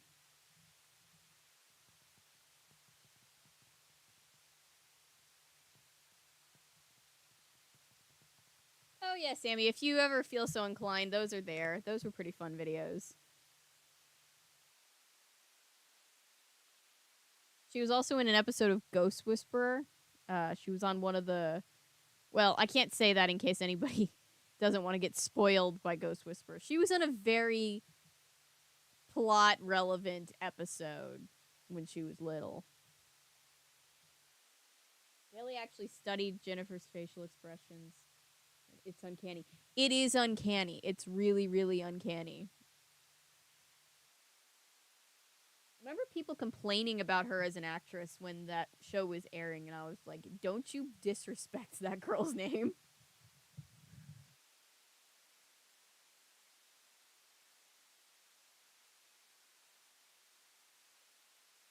She's adorable. She is adorable. Again, I know she's probably an adult now because that was like a million years ago, but in my brain, she's always that like 8-year-old Snow White, you know? Right. Let's get some sleep, Nancy suggested. If we can, Bess said shakily. The distant howling continued. Nancy was glad that her friends fell asleep the moment they tumbled into bed. The young detective, however, was restless. Um, I wanted to get a closer look at those ghosts, she thought impatiently. Nancy puzzled over the girl's ordeal until dawn. Suddenly she realized the howling had ceased. Not waking the others, she stole out into the cool morning. Fog swirled among the trees, persistent wind whipped the branches. Nancy was suddenly startled by whispering voices. Who's there? She demanded sheepishly. She realized it was the wind in the trees. She laughed. No wonder it's called Whispering Oaks, she said in relief. The amateur sleuth examined the house. It was covered with deep claw marks. Below them were old, weathered grooves. Can we all agree that Nancy has surpassed amateur sleuth mode? I know they mean like she doesn't make a living off of it, but she really should at this point. So, like, you know, I always take offense at the amateur detective label for Nancy. Deep claw marks below the house. The amateur sleuth examined the house. It was covered with deep claw marks. Below them were old, weathered grooves. The dogs have been here before, she concluded, just as Sally had said. Nancy scanned the ground. There were no tracks. So far, the evidence confirmed the old family story. Suddenly, something on the ground caught her sharp eye. She kicked aside the fallen leaves. The soil has been overturned, she realized excitedly, and the disturbed earth forms a sort of path to the ice house. Nancy followed the marks. Soon she found herself faced by a chilling sight. Behind the ice house in the pale light, 4 inscribed gravestones stood side by side. Nancy read the names aloud. Kosob, Shroz,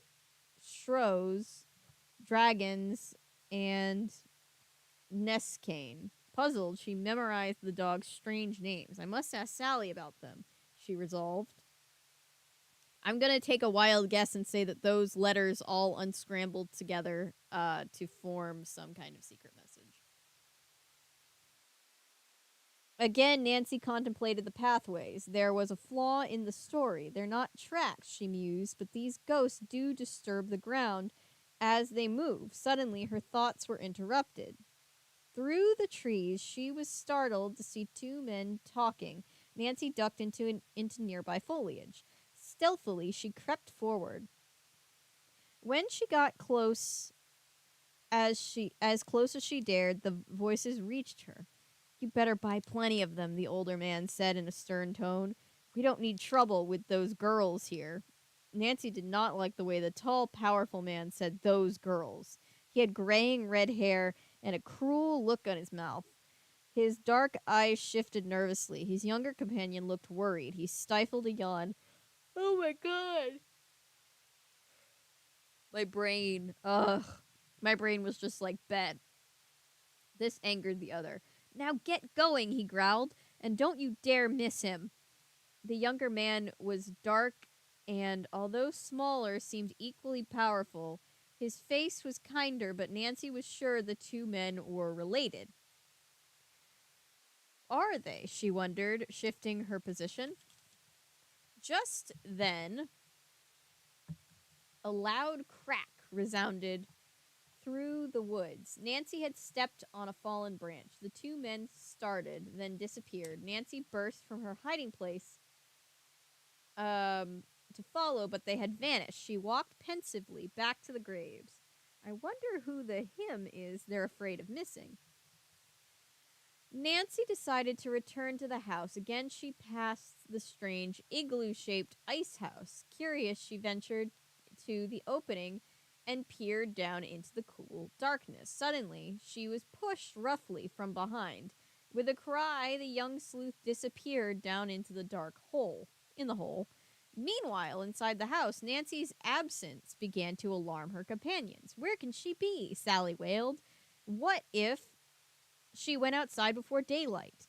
Nancy wouldn't break her promise without a good reason, declared George quickly. George is like, she would break a promise, but only for a valid reason. Only if our reasoning is stupid, which it might be. I never should have brought us to this place, Sally berated herself. I think we ought to start looking for Nancy, Bess insisted. The ordeal of the previous night was still fresh in her mind. George agreed. It was broad daylight when someone tried to push that tree onto us. Nancy could be in real trouble. The girls nervously began a search of the grounds. The dull morning and chilling winds made them shiver. Apprehensive, they walked up the hill. The top was bare except for a large headstone. They proceeded along the lake. Look, footprints, George cried suddenly. They're Nancy's sneakers. The three girls separated, calling her name loudly. The ice house came a distant reply. They ran to the structure. Nancy? Bess called through an opening. Get me out of here, she begged from below. It's creepy. Relieved, Sally and Bess ran for a rope and flashlight. What happened? George called down as they waited. Nancy told her all about what had happened. Do you think those men pushed you? George asked, frowning. Before Nancy could answer, Sally and Bess returned, breathless. Nancy hugged the wall so the flashlight could be thrown down safely. Quickly, she explored her icy prison. The round ice house was made of stone and extended deep into the cold grounds. Leaves covered its floor. Fortunately, they had cushioned Nancy's fall. She pushed some aside. To her surprise, most of the stone slabs had been removed from the floor and deep holes had been dug into the ground. She looked at the walls. There, too, stones were missing, revealing similar holes. Finally, a rope snaked down to her, and she was pulled to the top. I thought you'd never find me. Nancy gasped as she reached her friends. Let's see.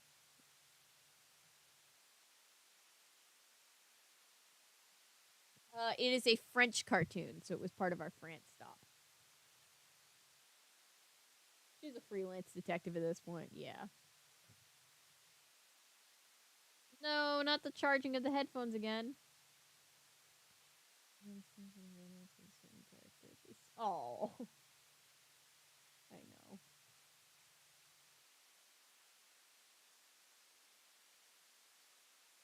Yeah, that's true. At least they did confirm via that plotline in Wizards of Waverly Place that trans wizards have an easy way to transition. That's a heartening little tidbit.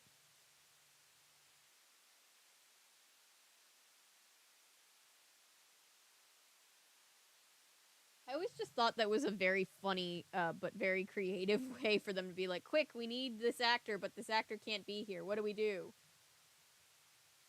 The character is going to accidentally swap genders and just spend a whole season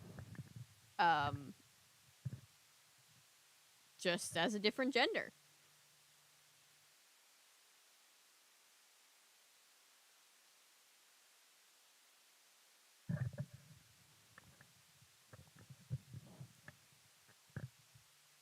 It would have been more based if, like, I guess Max had been more had identified as more than one gender. but from my memory, he was just kind of uh, not happy um, presenting as a girl and just wanted to be back to his being male presenting.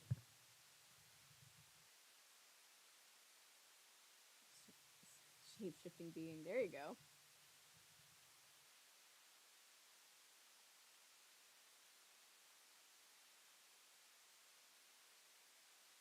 Oh, I'm sorry, Luz.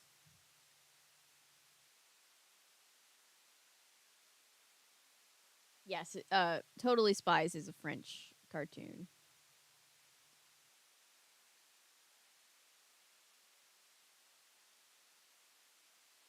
Sorry, my neck hurts. Give me a second. Ah, there we go.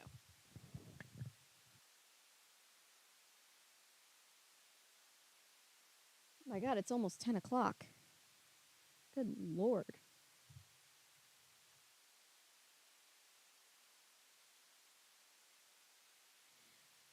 I didn't know French until recently either. I'm glad that it's French because it means that it was easier. It was easier for me to source that I was able to talk about it. And we were able to include it on our around the world trip.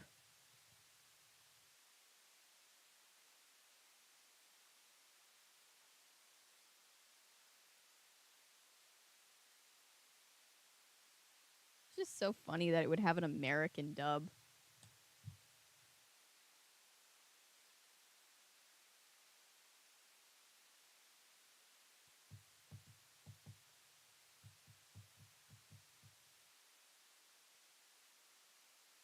Let's start a rebellion to make so the wizards. Wizard keep their powers. Yay!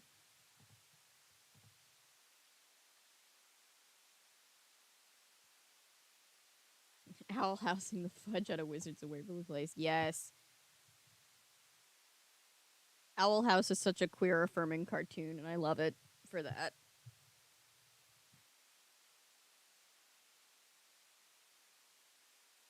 90s, I love that show. I should watch more of it. I was glad to get to cover the first episode. So it had been like nearly 3 years since I did my video on the 80s movie, so it was definitely time to return. It was more than time.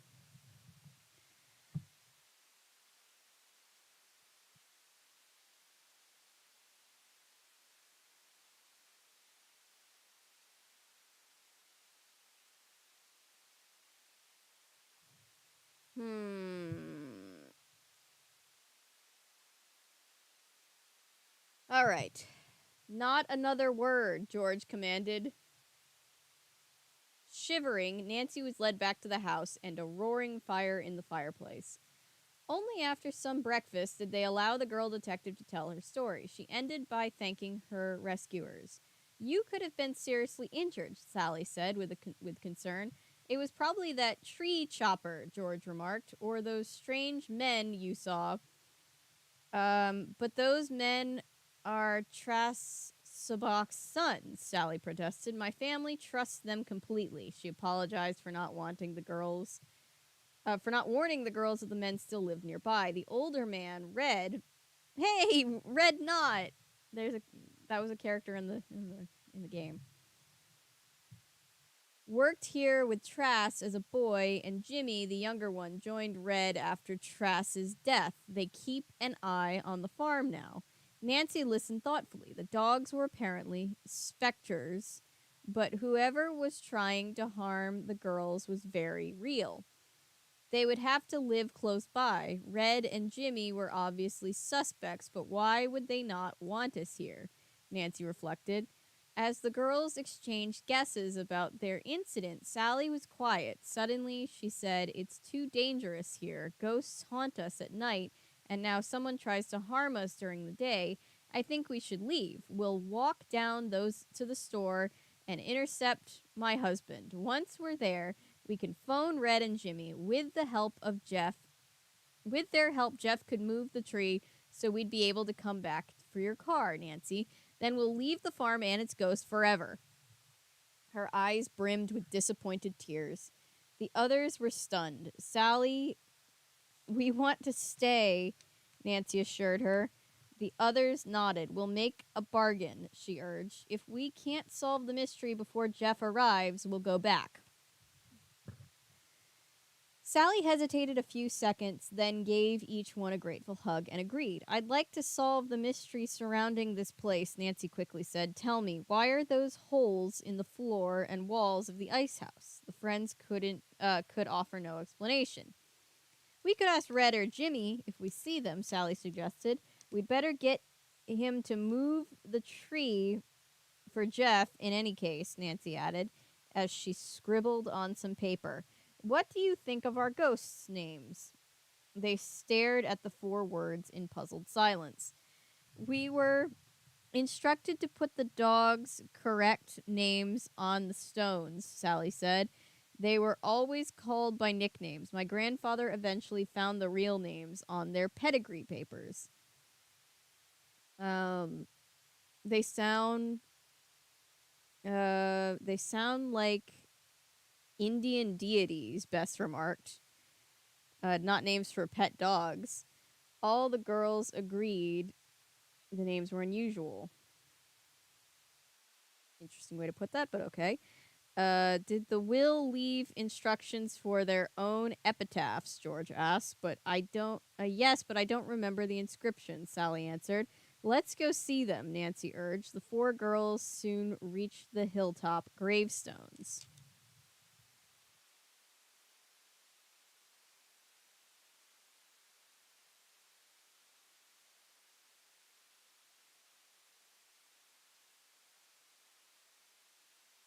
Wait, I missed a couple of things.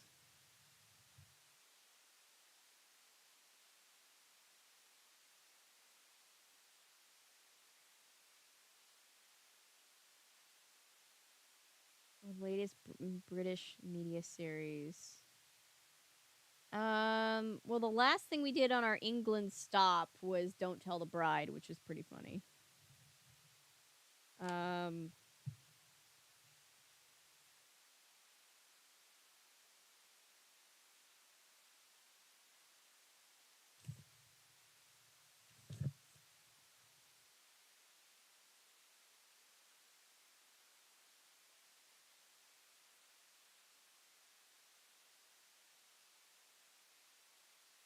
okay.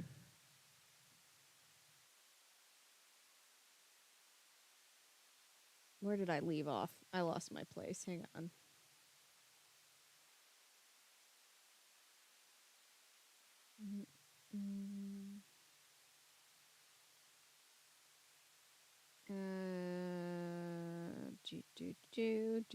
Do.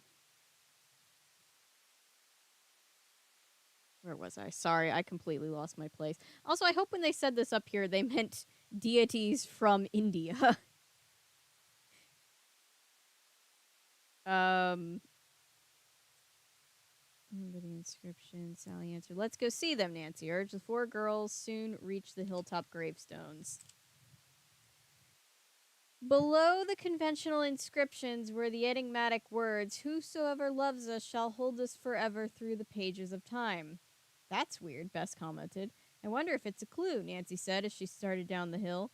George, an experienced camper, suddenly exclaimed, Someone has been digging around here. Nancy was startled. Why do you think that? Because everywhere there are signs of quickly covered holes. Nancy examined the ground where George was pointing. You're right, George. It does look as if someone has been looking for something around here. But what? Sally demanded. Another mystery, Nancy replied, staring into space.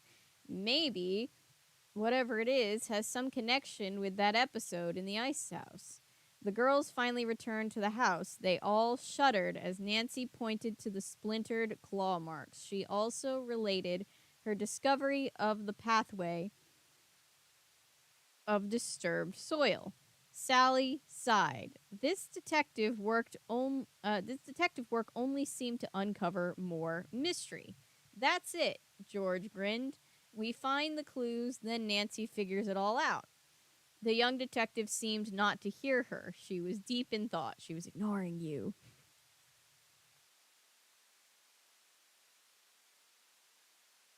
Do do do do do do do do do. Yes, thank you for liking the stream. It helps people know that we're here. I won't run our next ad until we get to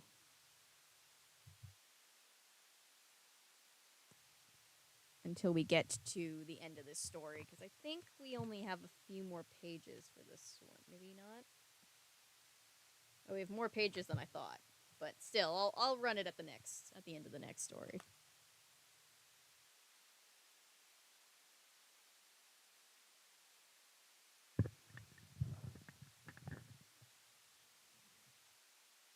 Where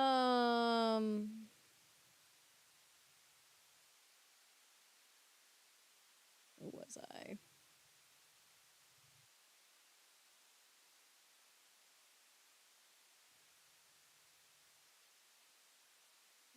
The young detective seemed to not hear her. She was deep in thought. Okay.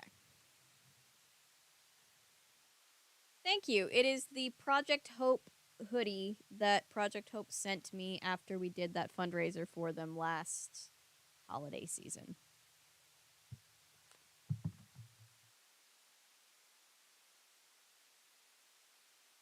Tell us more about the missing gold statues, Bess begged Sally as they ate lunch.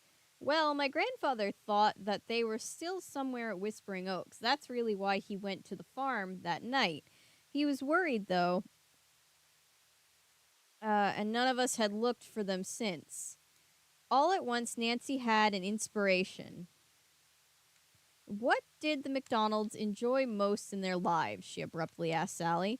Sally thought for a moment. Probably their family, and then Whispering Oaks, their dogs, horses, their garden, and reading. To prove this, she led the girls to the library. Every foot of wall space was covered with shelves of books. Each shelf was labeled. Canines, horses, gardens, Bess read. What are you up to? George asked Nancy. The young detective wore a knowing smile and her eyes twinkled. I have a hunch the golden statues are hidden right here in this farmhouse, she announced. Settled before a crackling fire, Nancy revealed her theory. The McDonalds hid the valuable statues at Whispering Oaks after they were made. They wanted only your family to have them. Sally, so in the will they placed instructions concerning where to find them. So where are they? George asked impatiently as the others nodded. The key is in the answers to the riddles of the gravestones, Nancy said mysteriously. Whosoever loves us shall hold us forever through the pages of time. She recited, but we still have to figure out the dog's mysterious names before we find the key to where the statues are hidden. Suddenly, there was a heavy thud against the house. Nancy bounded to the window and threw it open. Dry leaves rushed through the casement. Warding them off with her hands, she peered outside. Nothing.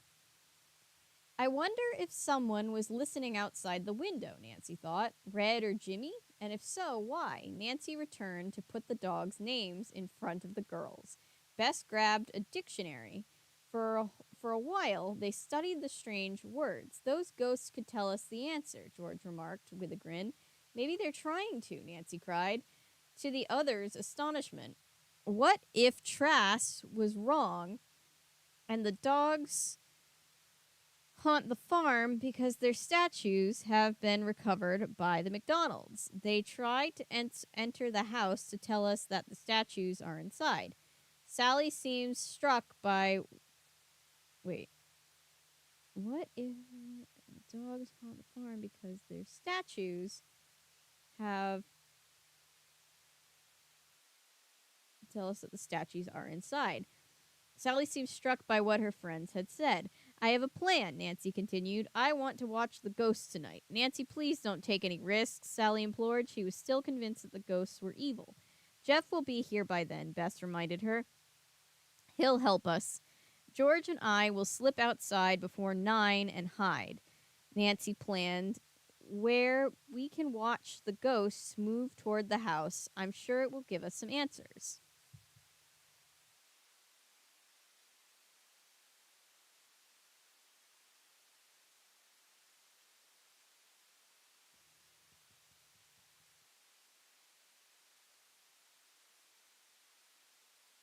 Thanks for volunteering me, George said with a smirk.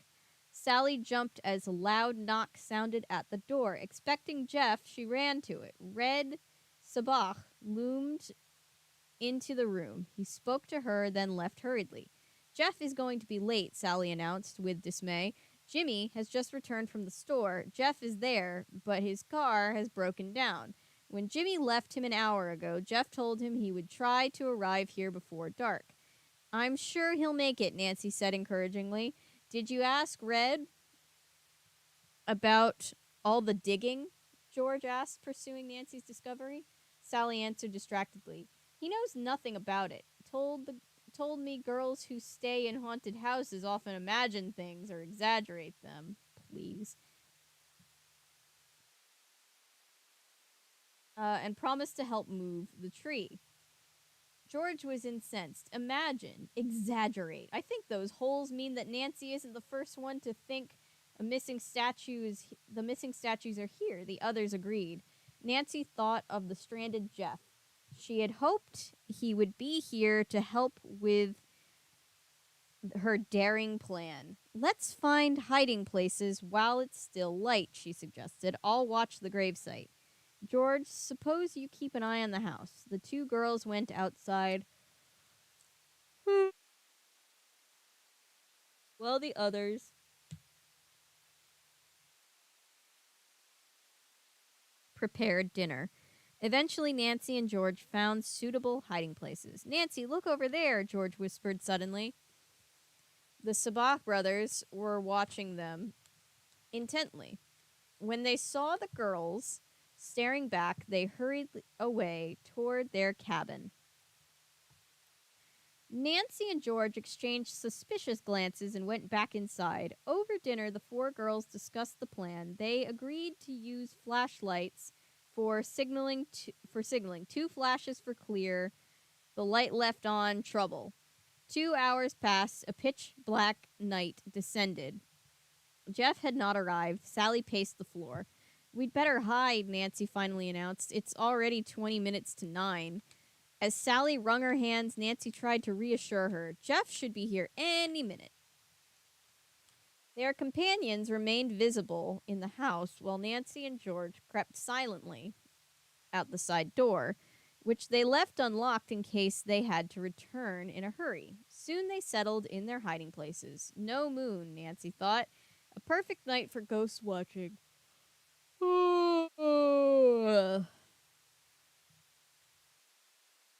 However, she could barely distinguish the four gravestones from her position. For what seemed hours, the girls waited suddenly. Nancy caught her breath. 4 pairs of yellow eyes materialized over the graves.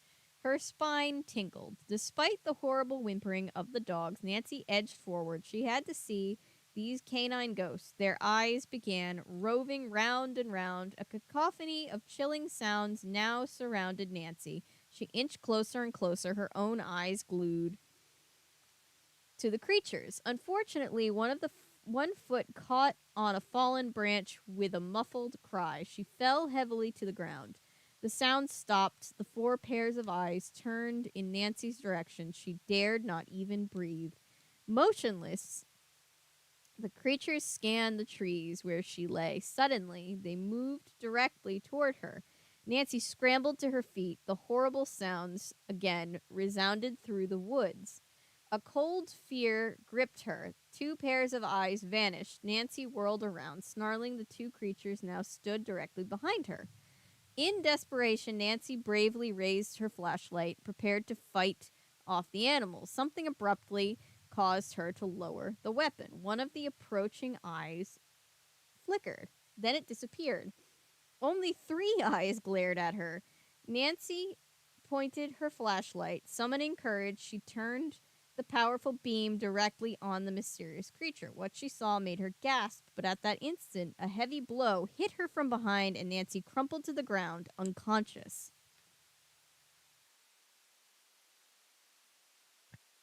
The poor good boys, I know.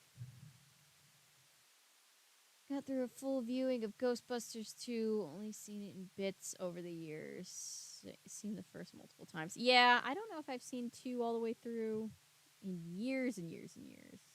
Hello, everybody just coming in. Like the stream if you haven't already.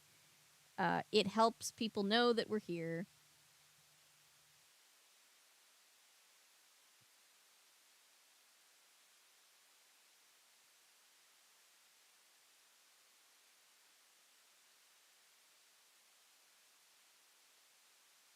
Sally and Bess watched frantically from the window. They knew something was terribly wrong. The dogs had suddenly disappeared through the trees. Only the steady beam of a flashlight pierced the darkness. What shall we do? Bess wailed helplessly. Sally was as white as a sheet. Both girls seemed immobile.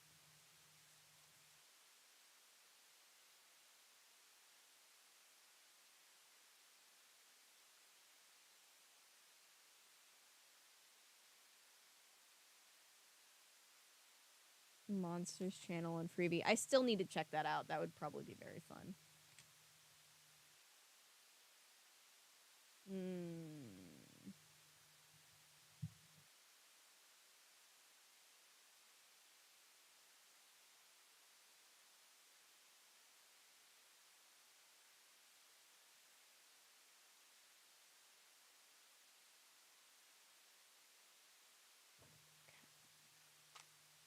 Presently, soft scratching sounds broke the eerie silence. The girls were seized with terror. With a groan, the front door slowly began to open. Sally screamed. Bess panicked and threw her flashlight against the door.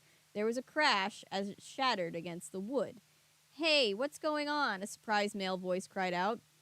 Jeff, Sally exclaimed as he hesitantly answered. She ran to her husband and collapsed in his arms. Color rushed to Bess's face as she spluttered an apology. Now calm down, the tall, attractive man said gently, and tell me what happened. The girls hurriedly briefed him. Jeff's face showed deep concern. From the moment Sally voiced her plan to visit Whispering Oaks, he had scoffed at the ghostly danger. Now he was sure that Nancy and George were in serious trouble. You stay here, he commanded. I'm going to look around. He took Sally's flashlight. Now I'm really sorry I didn't get here this morning.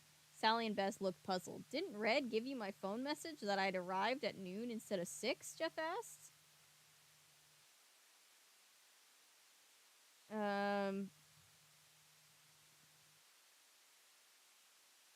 Sally and Bess looked puzzled.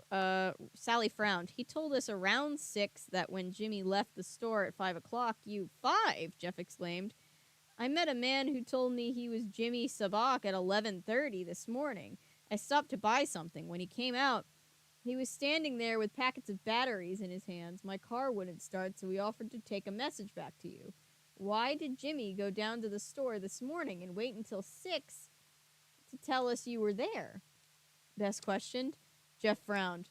I don't know. What I do know is that it took all day to repair a mysterious hole in my gas tank. At the time, I thought a malicious prankster had done it. Then I finally arrive and someone has chopped a tree down over the road. I had to walk the rest of the way. But Sally told Red to move that tree hours ago, Bess said in a strained voice, and we already had bought plenty of batteries at the store. Jeff was furious. The conclusion was obvious. But why would Red and Jimmy want to prevent you from reaching us? Sally asked anxiously. I intend to find out, he declared angrily. Then call the police. Nancy and George's disappearance may not be so mysterious. Following Sally's directions, he stormed off towards the Sabak cabin.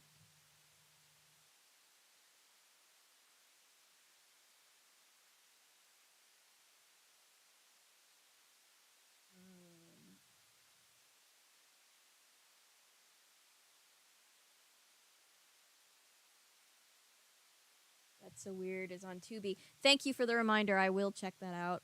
Yeah, I'll check that out.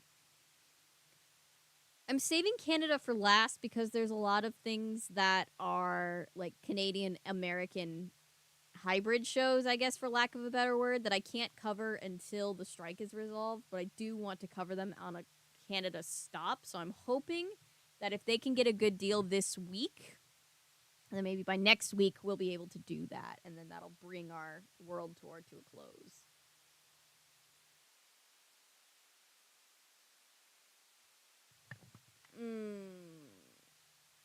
Yes, there's also a lot of French Canadian things, but excuse me. Specifically, the things I'm saving are Canadian American, and that's why I'm saving them.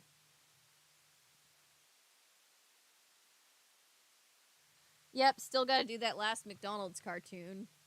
One of these days. Maybe, God help me, if the strike were to hopefully not be prolonged, maybe I could get away with. Well, I doubt that that's part of the AMPTP. I guess I'd have to do some more looking. Yeah, like Goosebumps. Like, I want to do Goosebumps when we get to Canada, but I can't do that until the strike is over. So I'm holding out. I'm trying to save it for last, hoping that they're going to finally make a deal.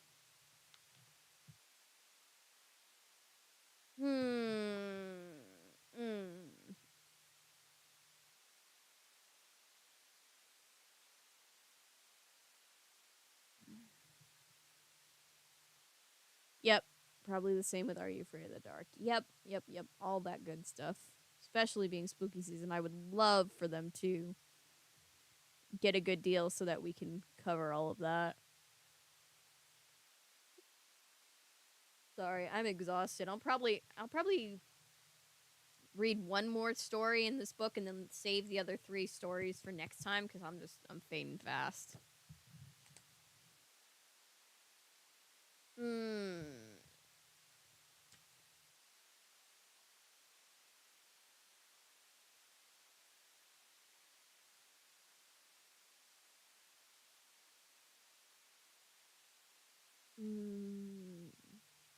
Okay.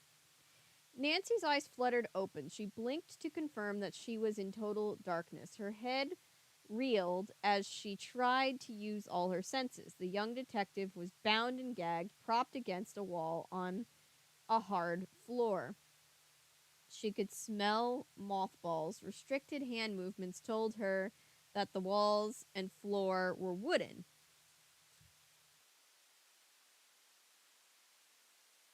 I'm probably in a clothes closet, she reasoned, still groggy. Suddenly, to her left, she caught the scent of George's shampoo. George, Nancy remembered at once.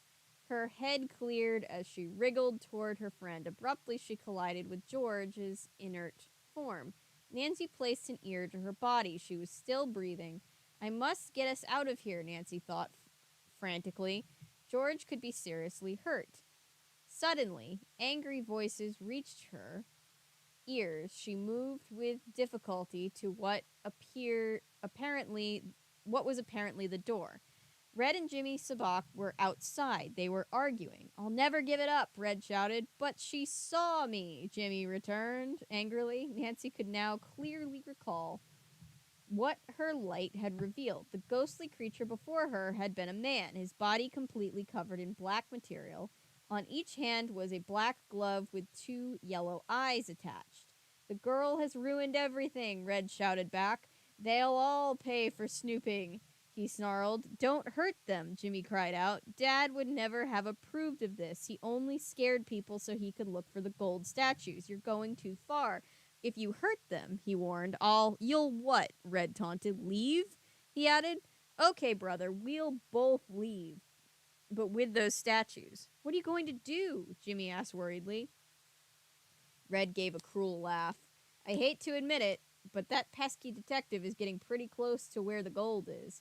We'll find it first, though. You wait. Now if you know where the gold is, why haven't you found it yet, dipshit? You wait. Now put our things in the old trunk, he shouted, and light the fire. We'll burn everything, including that Drew girl. Fire, Nancy thought desperately. Her heart was pounding.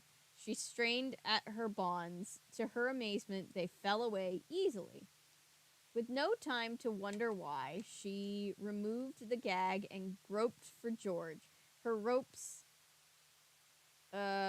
too, were only loosely secured. Nancy, somebody who didn't do very good in Boy Scouts. They can't tie good knots. I guess that's good for us. It's good for Nancy and George, anyway. She had broken open the flimsy... In a flash, she had broken open the flimsy closet door. She rushed to the small fire the Sabak brothers had started and quickly extinguished it with a bed pillow. She snapped on a nearby lamp. A gasp escaped her lips. Smoke emanated from a smoldering rag in a large ashtray. Jimmy? Nancy wondered. She touched, smelled, and then tasted the clear liquid sprinkled over the furniture. What? Huh?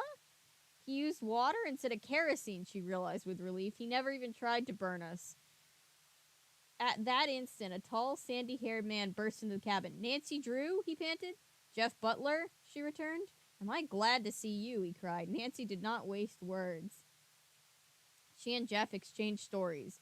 In a moment, Jeff was on the phone to the police. Nancy gave George first aid, and she lay on the couch. After Nancy was assured that the other girl was all right, the three anxiously hurried. We're almost done with this story.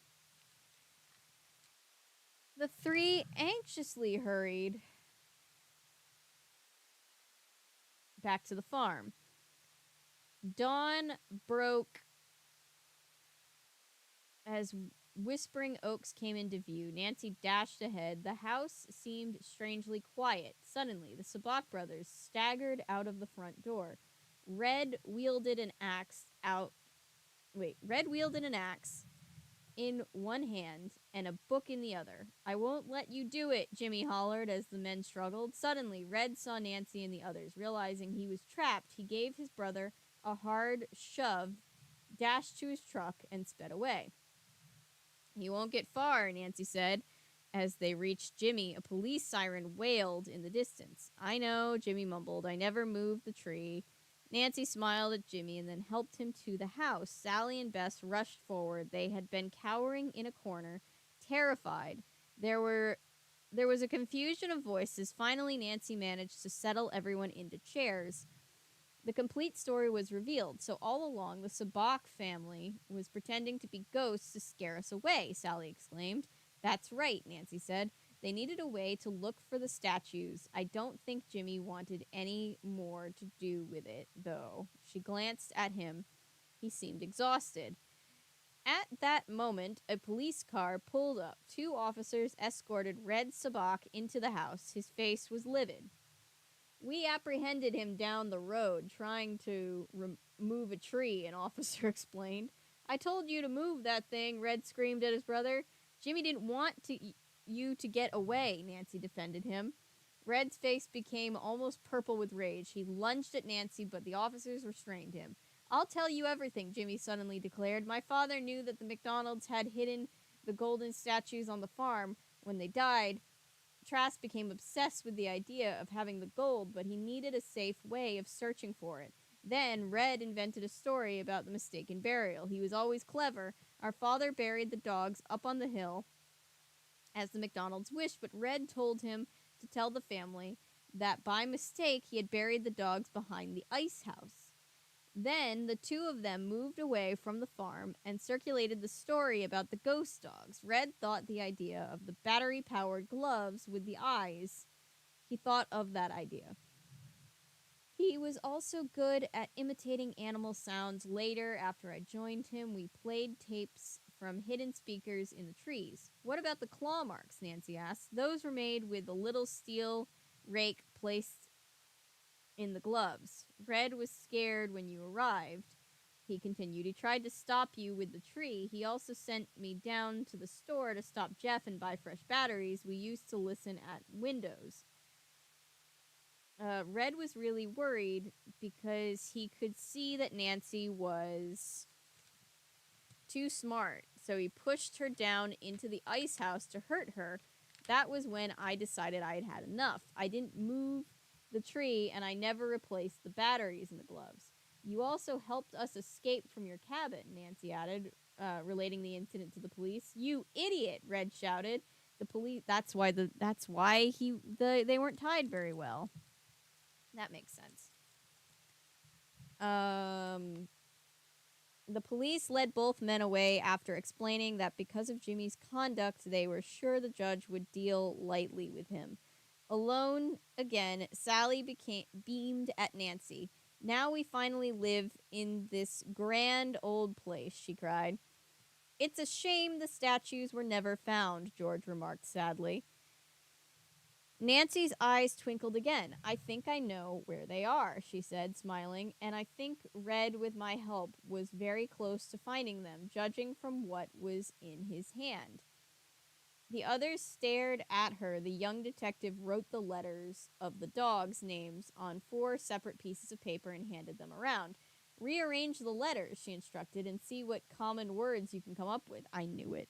In a moment, Kosob, Neskane, Dragons, and Shiros became books, canines, gardens, horses. Okay. Where have we seen books marked canines, gardens? In the library, Sally cried excitedly. The statues must be behind those labeled shelves. Nancy, you're a genius. The young people hurried to the library. When the 3 shelves marked canines, gardens, horses were removed, a small door was revealed. Nancy pushed and prodded. Suddenly, she found the spring. With a click, the door swung open. In an alcove were the exquisite gold statues of the 4 dogs. The amazed onlookers carried the heavy treasure to the living room. Sally was teary-eyed. She threw her arms around Nancy. Thank you, she whispered. Thanks to all of you. I don't know what to say, Jeff added emotionally. Nancy said with a grin, it would be lovely to return and hear only the whispering oaks, not howling dogs. End of that story. Let's take a second. Blackbeard's skull is next. What time is it? It's 10:30. I might have time for a third one. I probably am not going to finish the entire book tonight. All right, let's try again to run an ad. Let's see if it actually works this time.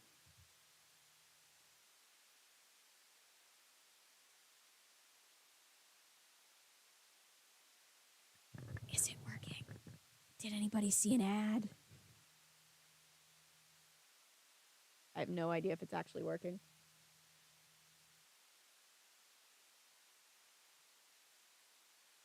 Or if you're watching it on Replay Clue. So weird. Every single time I run an ad, some of you guys get it and some of you don't. I wonder why that is. 2? You got 2? Odd.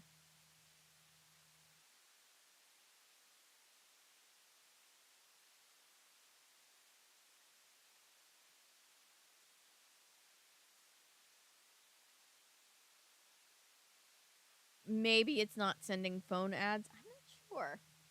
I guess we've just got some more figuring out to do. Oh, okay.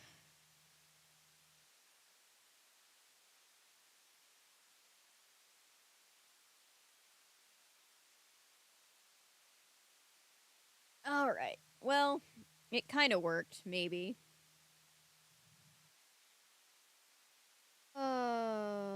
It's okay. We'll figure it out. It's just a new system. It's more similar to what they do on Twitch, which it's not a bad system. We just need to figure out how it works.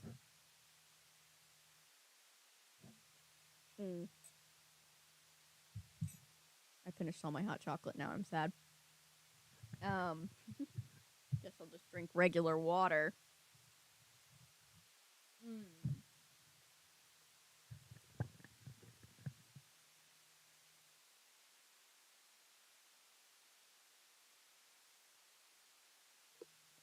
It's funny, all the Twitch streamers that I watch their VODs here on YouTube. Like Hassan Piker, I watch all of his streams when he posts or when somebody in the Hassan Industrial Complex posts to YouTube. All right, let's see. How long is this next story? 59 to... Oh, it's 30 pages. It's not bad, I guess.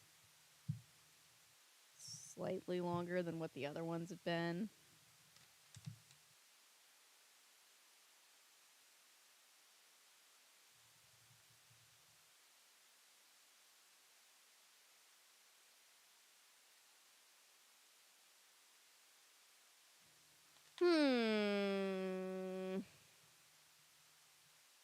Trying to decide if I have it in me to read one more for tonight. I've only read 2 of the short stories and not even 60 pages of the book.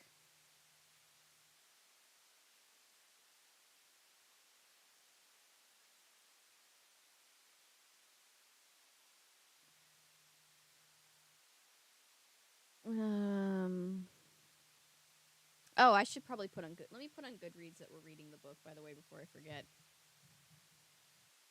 Bum bum bum bum.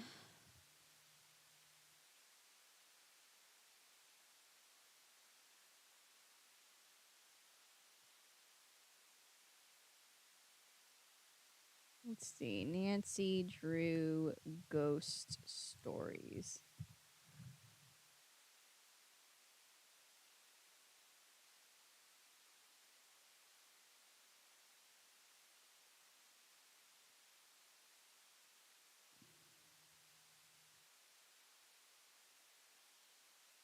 All right. Now that that's done, it's not the tab I wanted. That's not the tab I wanted. That's the tab I wanted. 1 non-skippable and 1 skippable. Ah, got you.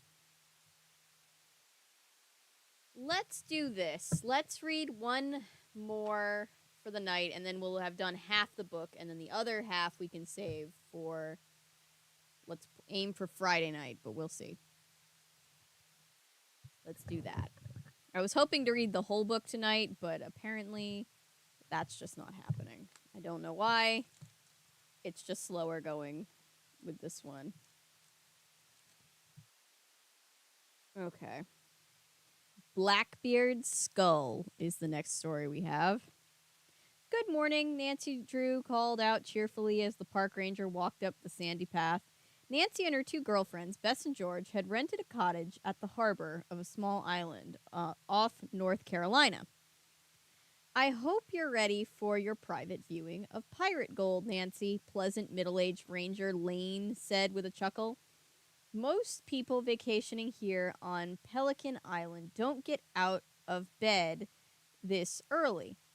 I'm wide awake and eager to see the doubloons, Nancy assured him.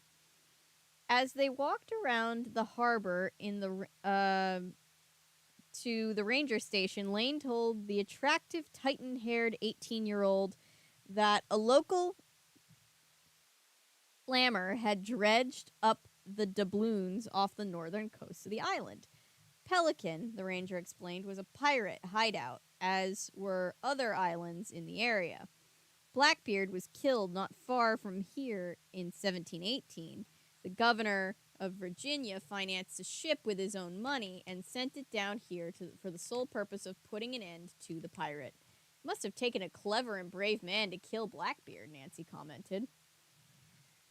He had help, Ranger Lane replied.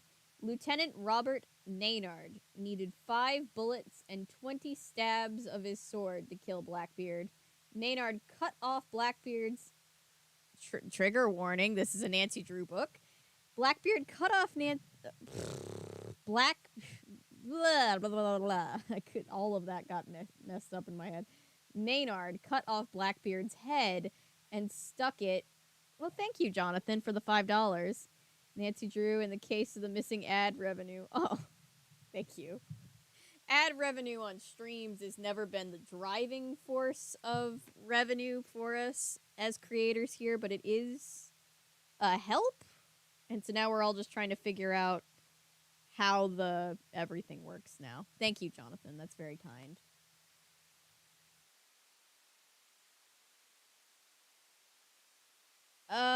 Let's see.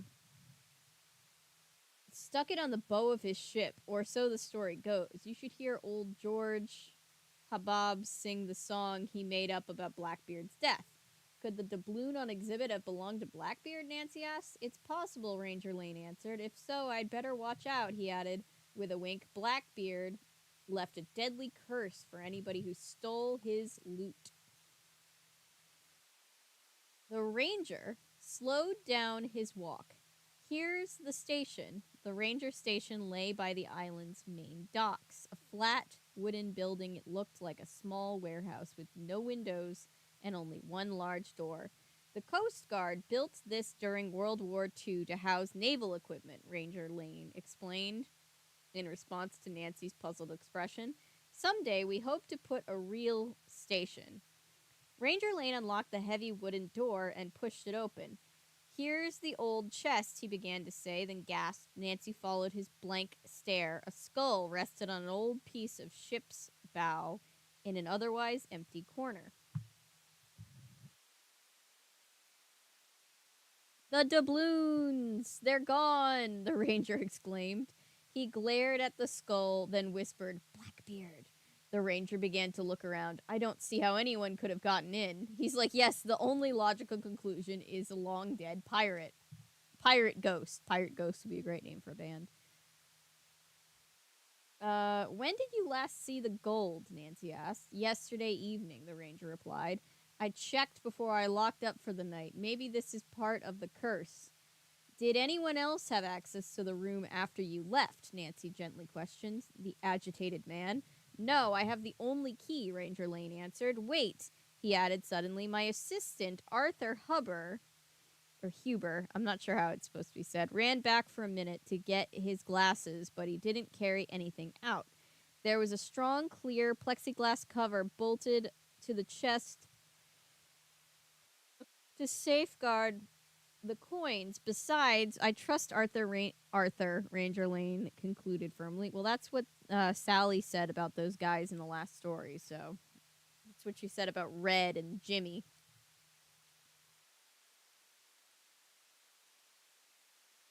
Are you sure the door was locked behind him? Nancy asked. I double-checked it myself, the ranger declared, and it was locked this morning. Nancy glanced around the station. Nothing except the gold seemed to have been disturbed. I'm afraid headquarters won't be too pleased with this, Ranger Lane sighed. I'm sure you protected the gold as well as anyone could have, Nancy comforted the ranger. Not confronted, that's different from comforting. She examined the station while Ranger Lane went to alert the Coast Guard and sheriff. She found no clues near the skull or elsewhere the building and decided to have a look outside. Nancy walked along the edge of the dock next to the station. Peering into the water below, she suddenly collided with an elderly man teetered back and forth for a moment and almost tumbled off.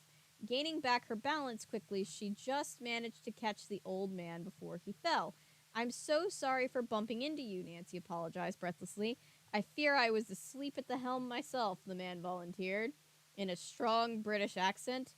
No harm done. I'm too tired to try to do a British accent right now. No harm done.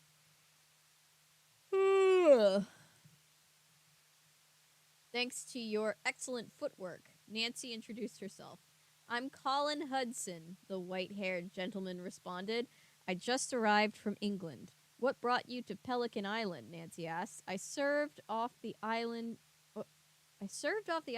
in a trawler during World War II, Mr. Hudson replied. Off this island? Nancy exclaimed. I didn't realize the war got that close. U-boats picked off a number of your merchant boats before we arrived to help, Mr. Hudson said. Your navy wasn't used to fighting submarines. I would guess that's a pretty tricky business, Nancy ventured. Deadly tricky, Mr. Hudson agreed. Indeed, he added sadly, a U-boat sank my ship, the Lancaster. Some of my mates may lie in the graves at the British cemetery here. I noticed a British flag over one of the cemeteries and wondered why it was there, Nancy said. The people of Pelican very kindly donated a graveyard for my countrymen who were killed at sea off the island during the war.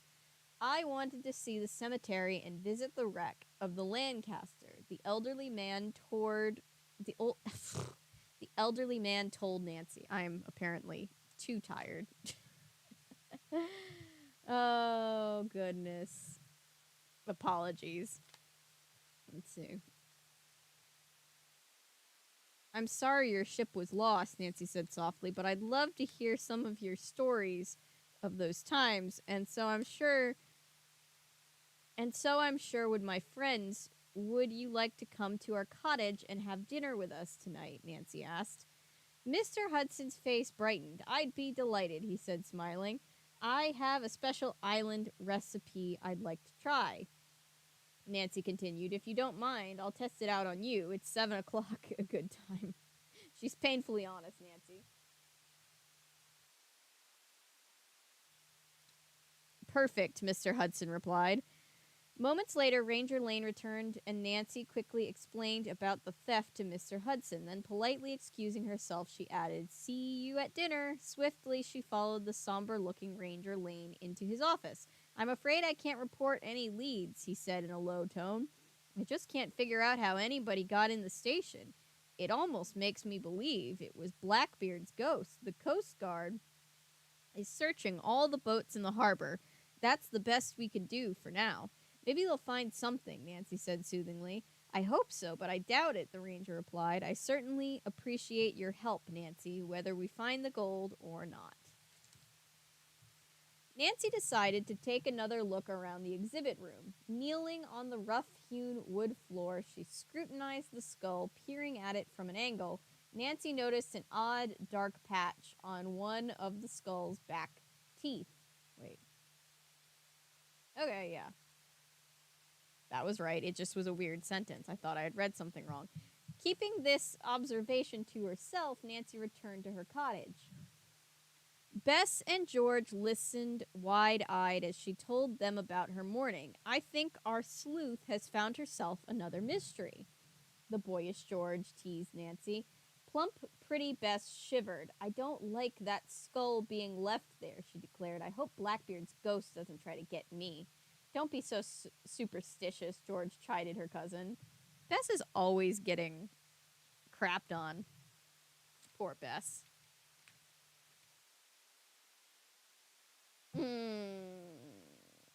I found a clue that should make you less worried about Blackbeard's ghost, Nancy said, her eyes twinkling. The skull has a filling in one of its teeth. Couldn't Blackbeard have had cavities? Bess interrupted. I'm sure he did, Nancy chuckled, but I doubt he ever visited a dentist. The whole thing must be a hoax, George frowned. I think you're right, Nancy agreed, but we still haven't found out how anyone but a ghost could have broken into the ranger station. Now that you have a mystery, Nancy, are we still going to the beach this afternoon as we planned? Bess teased her friend. They're like, our plans shot to hell because of your mystery solving.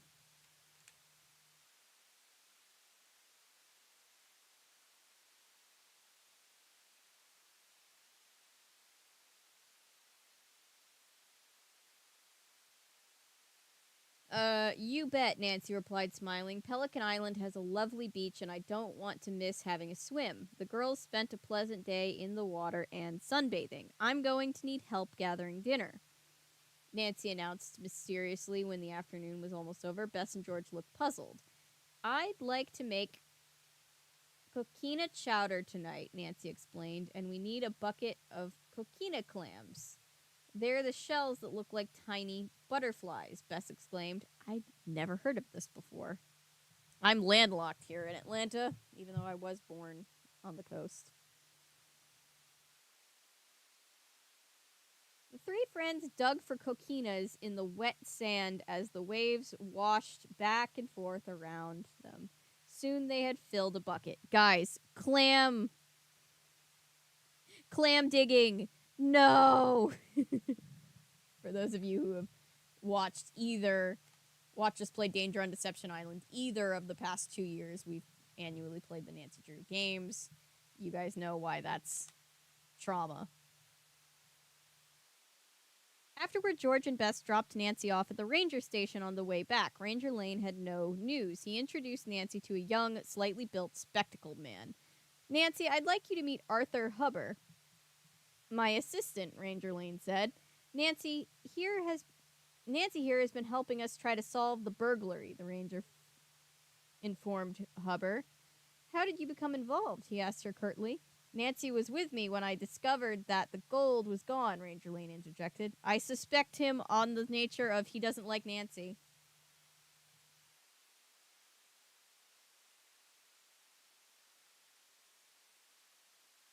Oh, it was so much, Patrick. Especially that, I think the year before, not this past year, but the year before that, it was just, oof. I hate those games where you're just at the mercy of the randomized game, and there's really nothing you can do to help yourself.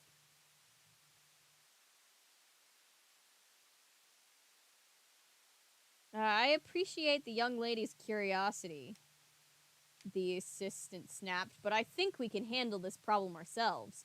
Embarrassed by his subordinate's rudeness, Ranger Lane hastily escorted Nancy out of the station. Arthur's been very jumpy lately, especially today, since the gold disappeared. He apologized. Please excuse him. Nancy felt that the young man's behavior had been uncalled for, but kept her thoughts to herself. Nancy doesn't forgive, she waits. Somewhat ruffled by the encounter with Arthur Hubbard, Nancy was thoughtful as she walked back around the harbor to the cottage. Once she reached the cottage, however, she busied herself preparing the coquina chowder with her two friends. Nancy, George, and Bess peeled potatoes and onions and threw them in with the boiling coquinas. The percolating soup smelled delicious. It sounds good. And the friends couldn't resist a taste. George commented as she gingerly sampled a hot spoonful. I can see why the islanders like to eat this stuff. Bess made some grilled tomato cheese and onion sandwiches to round out the dinner. She and George sat on the porch to wait for Mr. Hudson while Nancy changed out of her dungarees. I love the pink light on everything, Bess sighed as she watched the evening sky. The sailboats look especially pretty. What a gorgeous sunset, Nancy agreed, stepping onto the porch. Just checking to make sure we have about 20 pages-ish left, 21, 22 pages left.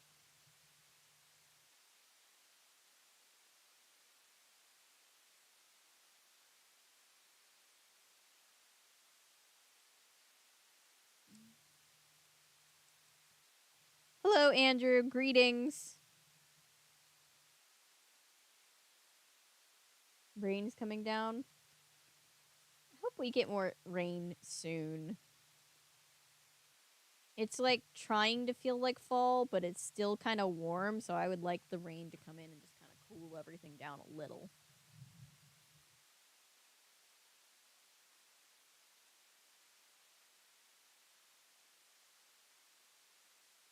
Okay.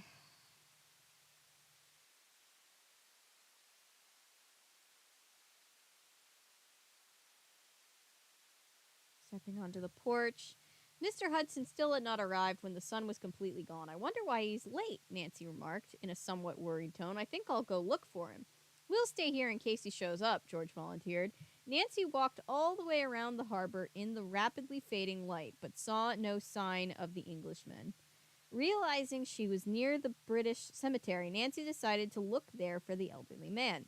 The absence of the street lamps made it difficult for Nancy to see, but she moved ahead slowly. Soon, a dimly lighted lamp post and a British flag waving in the breeze appeared by the side of the road.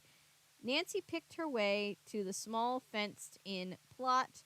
Mr. Hudson was not there, but Nancy caught sight of a plaque listing the British sailors who had died. Suddenly, Suddenly she started. One of the names was Colin Hudson. Uh-oh, someone stole the name. Spooked, Nancy headed back along the dark road towards the harbor. This would be like a fact or fiction episode, and they'd be like, it actually happened, guys.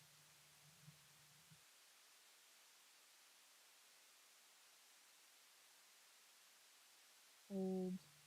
This is younger than me.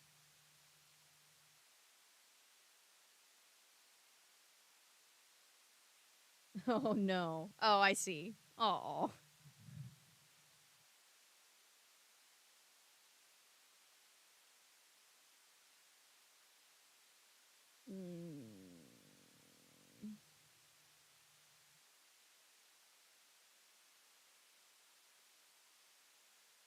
Spooked, Nancy headed back along the dark road toward the harbor. As she reached it, the young sleuth heard a banjo being played and a voice singing. Nancy caught the words British boys. Following the sound, she came upon a weather-beaten looking old man sitting on the front porch of a store.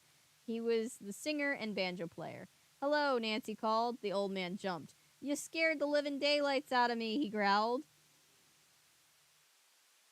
I'm sorry, Nancy apologized. You must be George Habab. Ranger Lane told me you compose your own songs. Ranger Lane considers me a historic landmark of sorts, he commented, pleased that Nancy had heard of him. Made up that song I was just singing, he admitted. I felt powerful. Sorry for those English boys who kept washing up in 42. Nancy asked Mr. Habab about her British friend, but the banjoist, that's a fun word, could not recall seeing him. Reckon dinner just slipped his mind, he said. Nancy doubted that, but thanked the islander and secured a promise that he would play her his Blackbeard song before she left for home. Nancy hurried over to the Coast Guard station. A young man sat at the night desk. He could supply no information about Mr. Hudson. As Nancy walked out the door, however, the Coast Guardsman called her back. Have you talked to Gerald Curran? He asked. He's a World War II buff who's always scuba diving around wrecks. Curran owns the big catamaran moored in the harbor, but he spends nights in a cottage he rents. Nancy thanked the young man and got directions to Curran's cottage, which was not far from her own. He also insisted that Nancy borrow his large flashlight. It gets awfully dark and a little scary here at night. Oh my goodness. I can't stop yawning, he said. You can bring the flashlight back tomorrow. Guided by the powerful beam, Nancy hurried back to her cottage. Nancy, where were you? Bess called out as her friend neared the cottage. Did you find Mr. Hudson? No, Nancy repeated ruefully, but I have one more lead to investigate. Mr. Hudson must have forgotten he was eating dinner with us, George suggested. Maybe he fell asleep. He seems so excited about coming, I can't believe he could have, Nancy replied, frowning. Secretly, she was beginning to think he had had an accident. I wish we knew where he was staying, kind-hearted Bess sighed. Well, I might be able to find out, Nancy said hopefully. Quickly, she told her two friends about Gerald Curran. Did I say Gerald before? Why did I say it like that? It's probably just Gerald. If I don't learn anything from him, we can start to check hotels and cottages in the morning, she said. George offered to accompany Nancy to the scuba diver's cottage, but Nancy, knowing that Bess would be afraid if left alone, insisted on going by herself. Nancy strode... Well, couldn't you just take all of them? Nancy strode towards the diver's cottage. The sandy lane was as dark as the Coast Guardsman had warned her it would be. The flashlight she carried was the only light beside those in the cottages, reaching what she thought was the right cottage. She walked up to it and, shining her flashlight in front of her, a light shone from the back porch. Hello, anyone home? Nancy called out. Who is that snooping around here? An unfriendly male voice demanded. Taken aback, Nancy's like, bitch?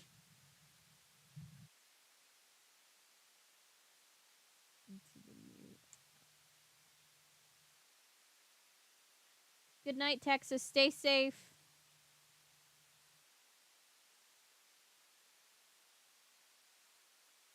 Oh, tornado warning. Please stay safe.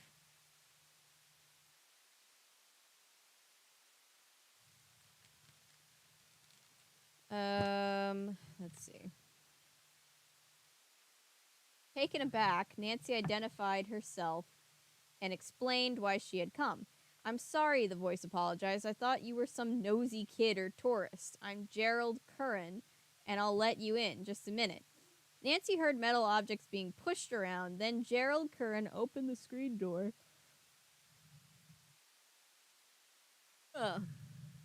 Excuse me. He was blonde, heavyset, muscular man. Nancy guessed that he was in his late 30s. Rusty pieces of naval equipment cluttered the porch. Nancy almost banged her shins on an old propeller blade. Sorry to bother you, Nancy said, but I hoped you might have seen Mr. Hudson. No, the scuba diver replied, shaking his head. I can't think of anyone like that. He might have been out at the Lancaster, Nancy remarked.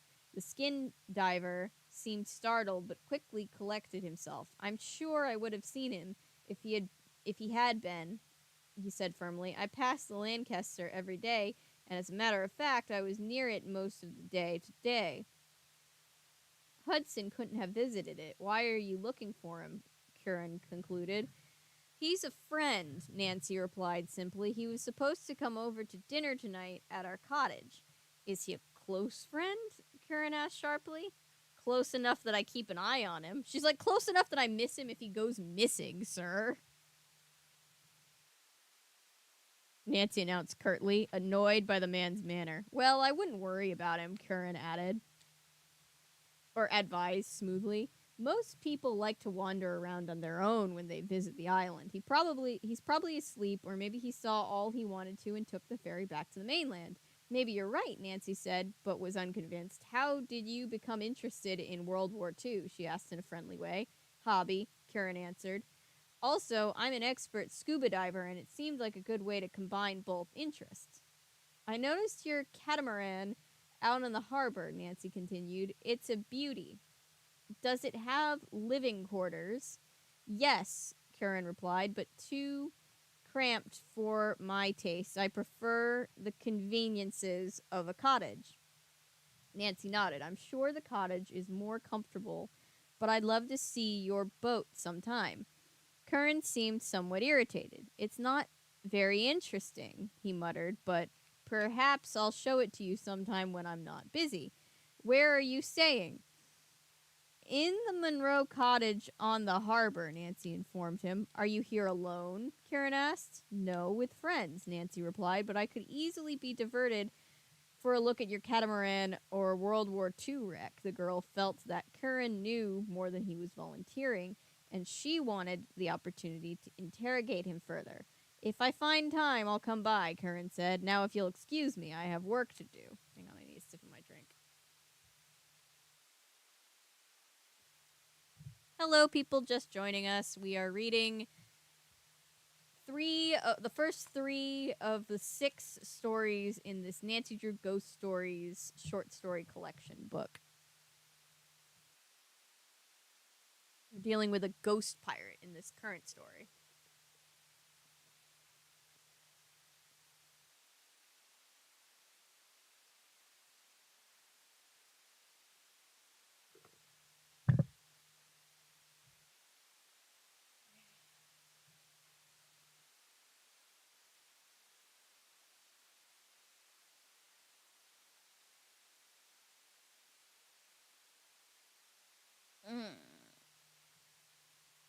Remember, chat, stay hydrated. Yes, stay hydrated, please. Also, thank you for those who have liked the stream. It does help others know that we are here.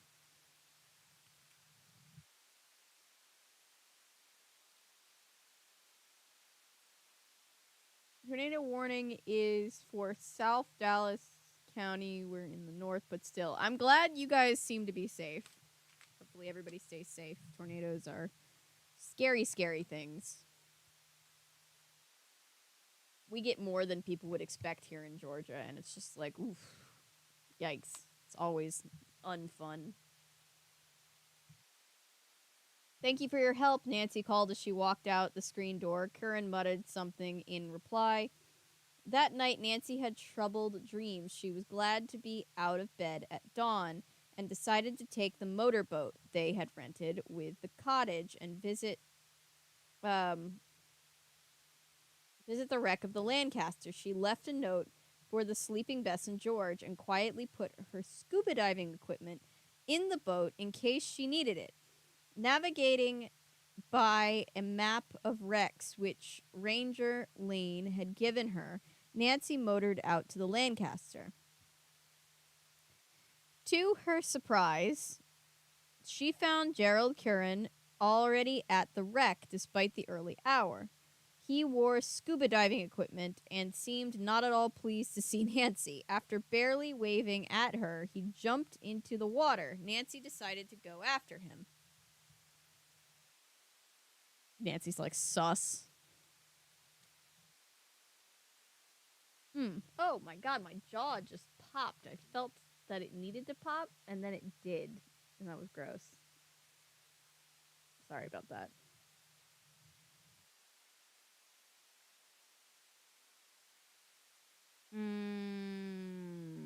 She drops the anchor, set up the ladder, and put on her scuba gear. She jumped in next to the anchor line and climbed down to the Lancaster.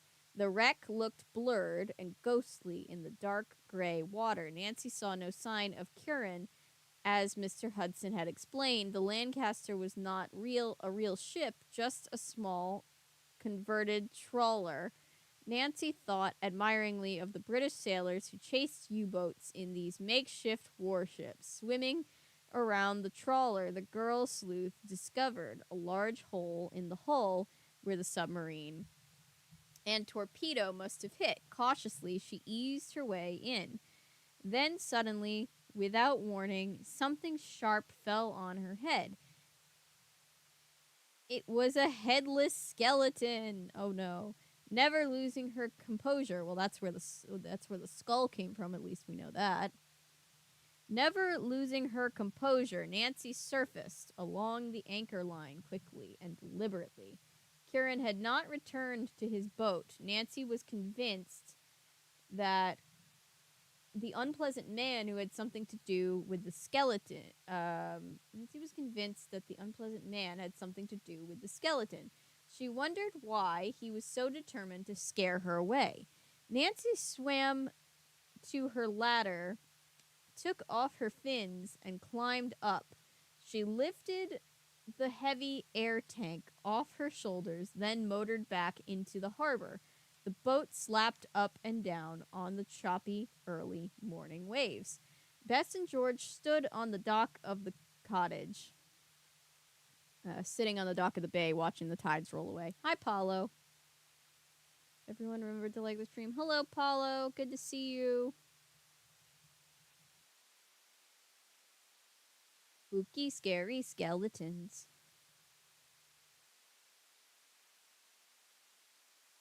Almost as bad as your spine popping. My spine pops all the time. My scoliosis means that it sounds like Anton says when my back, like when I have to adjust my back, it sounds like crushing a water bottle that's empty in your hand.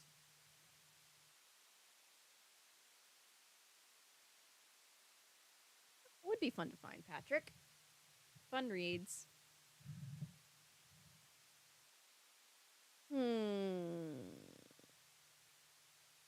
where was I?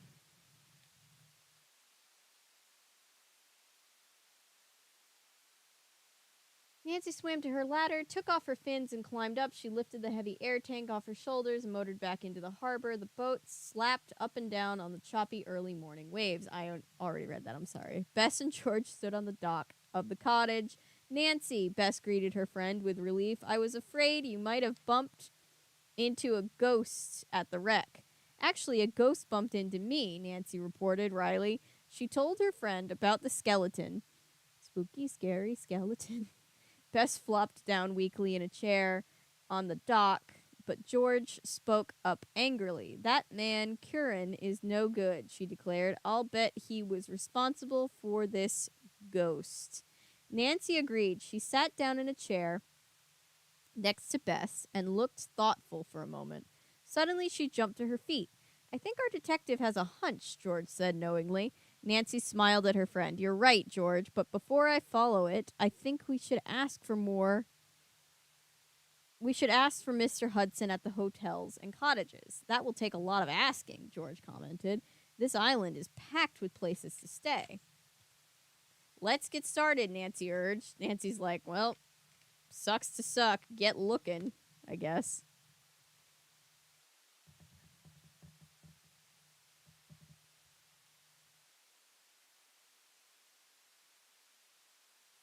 Oh, I'm sorry to hear that, Chris.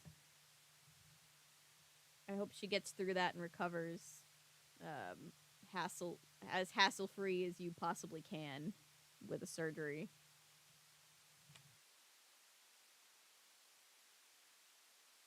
Wait a minute, Bess interjected. How about a little breakfast before we turn into ghosts ourselves?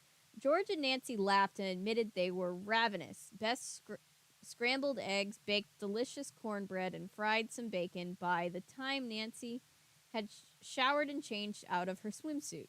Smells heavenly, Nancy grinned while she entered the cozy kitchen. After breakfast, Bess insisted upon washing dishes despite the other girls' protests. I love the view of the harbor through the kitchen window, she declared. It makes me enjoy doing the dishes.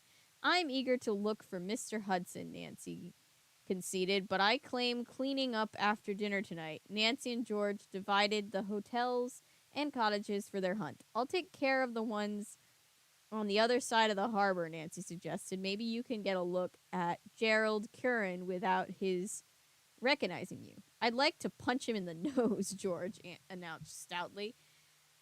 Dropping skeletons on people, the nerve of him. The girls' thorough investigation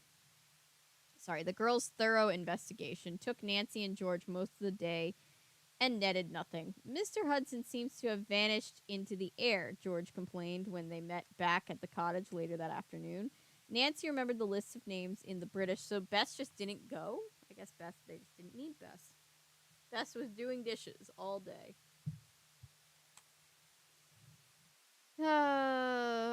Nancy remembered the list of names in the British cemetery that had included that of the missing Mr. Colin Hudson, but she kept it to herself. Nancy certainly didn't believe in ghosts and felt there was no point in alarming her friends. Bess reported that Gerald Curran had dropped by the cottage during their absence. He said you had been curious about his catamaran and his diving, Nancy, but I thought he was the one who was curious. He kept asking me questions about where you were and what you were doing, but I just said I wasn't sure and that I didn't know when you would be back. Nancy praised Bess for her careful answers, and the plump blonde beamed. Then Bess exclaimed, My goodness, it's almost dinner time, and you two haven't even had lunch. Your breakfast lasted me all day, Nancy teased her friend. Actually, she had a little appetite because of her concern. Actually, she had little appetite because of her concern about Mr. Hudson. Nancy offered to pick up some fresh fish from Mr. Habab's store. That's a marvelous idea, Bess agreed. I leafed through a local cookbook while you were out sleuthing and found some great recipes. The cottage was equipped with bikes as well as a motorboat. Nancy chose one with a large wire basket in front. She started along the road, circling the harbor at a leisurely pace. Musing on the stolen gold and Mr. Hudson's mysterious disappearance, she occasionally turned her head and glanced at the boats rocking gently in the harbor.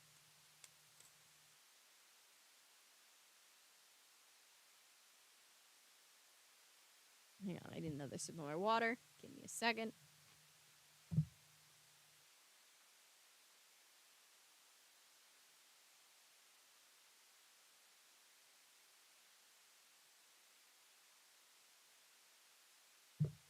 I see, Chris. I hope that all goes perfectly well.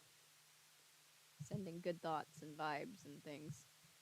Hope y'all are good. We're good, Paulo. Thank you for checking in. I hope you're doing well. Bess is the mother of the group. We love Bess. Bess is great. A book. Hearing Kristen Bell's voice. Yeah.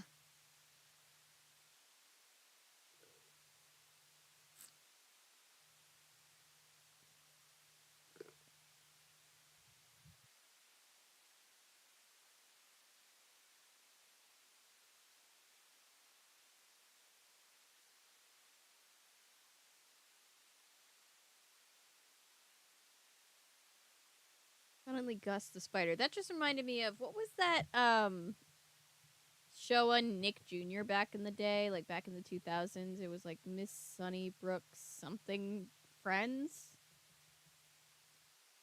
It was like a mom spider that took care of all the like bug children in town, and the mom spider was voiced by one of the Sex and the City actresses, and I cannot remember, but I watched it all the time. Miss Spider's Sunny Patch Friends. There you go. Patrick remembers. Welcome back, Luz. The iCarly reboot has been canceled. No. The last episode was a cliffhanger. No.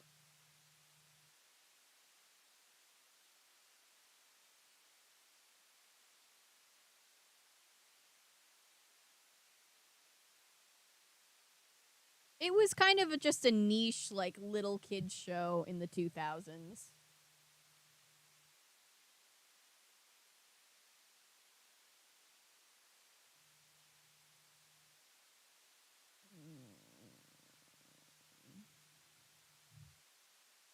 Now the iCarly theme song is in my head. Alright.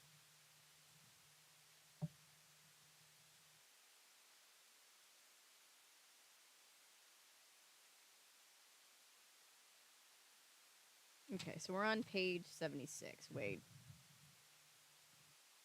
Okay, so she's in the harbor doing those things. May have moved on from Nick Jr. Yeah, see, I have a brother who's younger than me, so I always had like I was exposed to like the little kid shows a few years after my time. I think I would have been too old for it if it wasn't for my little brother, but my mom also thought it was absolutely adorable, which is so funny because she hates spiders, but she loved Miss Spider.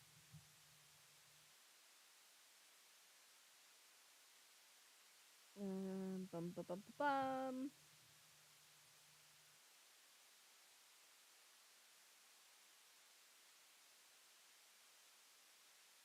Okay. Sorry, I had to catch myself up. Understandable, I'm the youngest. Copy. Yeah. I'm the oldest, so yeah. There were definitely even when I would grow out of a certain age demographic, it would still be on for a few more years because of my brother. And let's be real. Nowadays, I just think kids shows are adorable. My mom has always thought kids shows are adorable. She'll watch them just by herself. She's like, I wish Peppa Pig was around when you guys were little. Peppa Pig is adorable. Like, found her watching it all by herself the other day. Suddenly, a truck swerved by Nancy and forced her into the soft sand off the side of the road. Struggling to keep her bike from falling, Nancy barely had a chance to glance at the vehicle moving away from her. She did notice, however, that the truck was the light green of the Park Service. Ooh. Furious, Nancy pedaled to Ranger Lane's house. He was seated in a rocking chair in his front porch. Upset when Nancy told him of the incident, he promised to find out who had been driving. I'm sure you will, Nancy mollified the agitated man. Fortunately, I wasn't harmed. I can't think of anyone in the service who behaves like that. The ranger shook his head. First the theft and now this. When the ranger mentioned the theft, Nancy remembered something she had wanted to ask him. May I borrow the key to the ranger station tonight? She asked. I'd like to take another look around. Of course, Lane replied. I'd be happy to come with you. Thank you very much, but I think it would be better if I went alone, Nancy said. I'd like to keep this trip secret, and that's easier with one person, she explained tactfully. Could you do me another favor and not tell anyone that I have a key? That I have the key. Not a word, the ranger promised, but I must admit you're making me very curious. I love Nancy's penchant for just trusting people she's never met before with, like, very important secrets. You're making me very curious. I suppose you'll be safe. I'll give you a detailed report in the morning when I return. The key, Nancy assured him. I'd better hurry and buy the fish I promised to get for dinner. She took the key and rushed to Mr. Habab's store. He was just about to close, he announced as Nancy walked in. Did you ever find your friend? Well, Nancy informed him of her unsuccessful search. Well, don't worry, little lady. Little lady, okay. I'm sure he'll turn up. The warm-hearted storekeeper soothed her. Now, can I interest you in some fresh bluefish? Nancy bought some of the fish, which he wrapped in newspaper. He refused to let her pay for it. I'll make you do a little singing for me sometime in payment, he declared. Okay. Nancy decided to buy him a gift before leaving the island and loaded the fish into the basket on her bike. Hope you don't get followed home by a parade of cats, Mr. Habab quipped as she set out. They love my fish. After a delicious dinner prepared by Bess, Nancy pondered Mr. Hudson and the doubloons as she washed the dishes. The young detective decided to wait until the middle of the night before going to the ranger station. Are you sure you'll be all right, Nancy? Bess asked anxiously before going to bed. I'll be fine, Nancy reassured her friend. No one knows I'll be in the ranger station tonight. George offered to accompany Nancy, but the young sleuth preferred to go alone as she believed it would be less conspicuous. When Nancy left the cottage a few hours later, a thick layer of clouds covered the night sky. Without stars, the moon, or street lamps, the harbor was pitch black.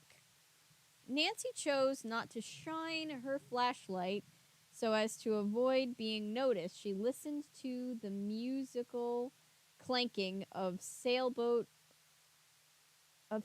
rigging as she stole around the harbor. None of the cottages had lights on. Everyone seemed to be asleep. Hang on, let me take a breath. Whew! We got about 10 more pages for tonight, and then we'll read the other half tomorrow, or not tomorrow, Friday.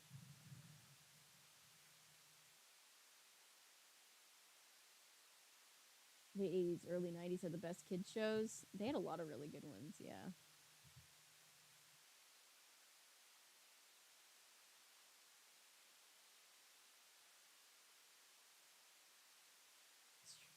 Little Bear was so. Oh, I loved Little Bear.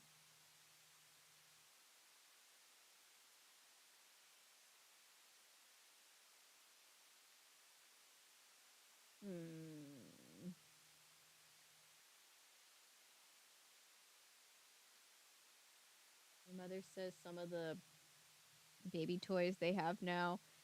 And when I was a baby, oh,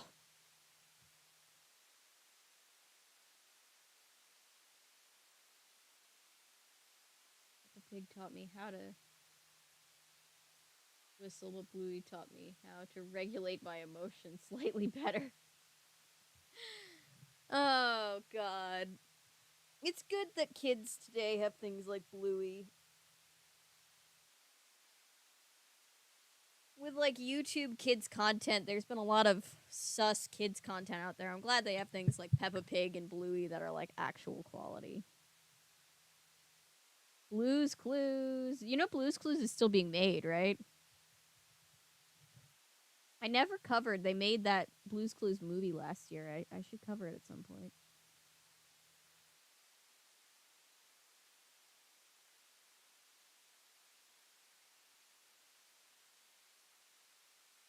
Yes, Paulo, I have to do videos on both Pee-wee's Playhouse and Reading Rainbow.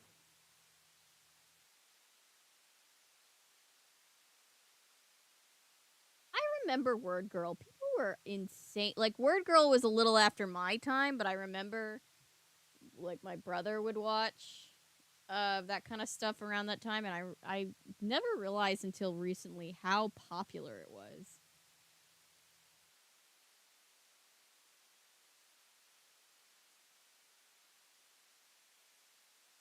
Oh, I did, Thomas. I watched Reading Rainbow, and I was always at the library.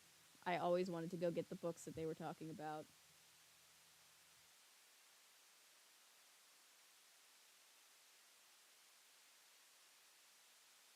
Puzzle Place was the shit. Never watched that, but I've heard that it was good.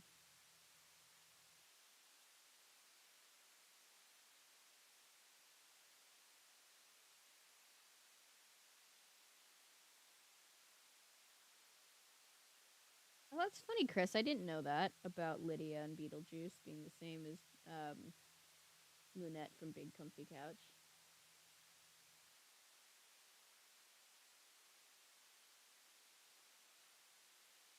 Apparently, they revealed on the reboot that she's not dead. I have more questions now. I have so many more questions now. Why was poor Spencer raising Carly all by himself? And also being the surrogate parent for Freddie and Sam?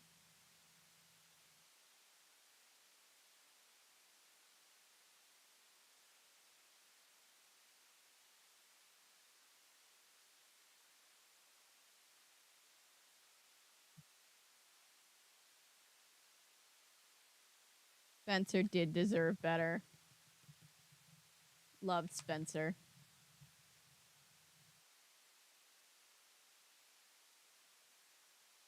All right.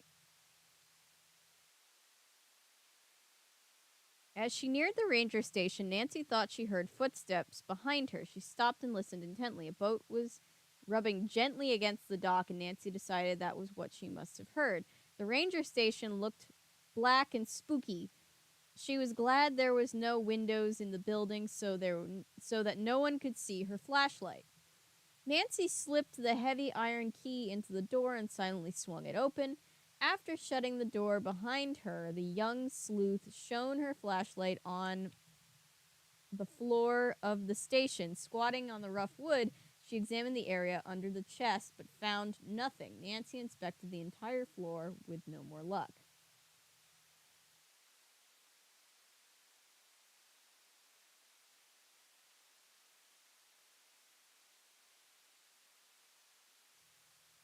Then she went directly to Arthur Huber's desk. Huber, I still don't know.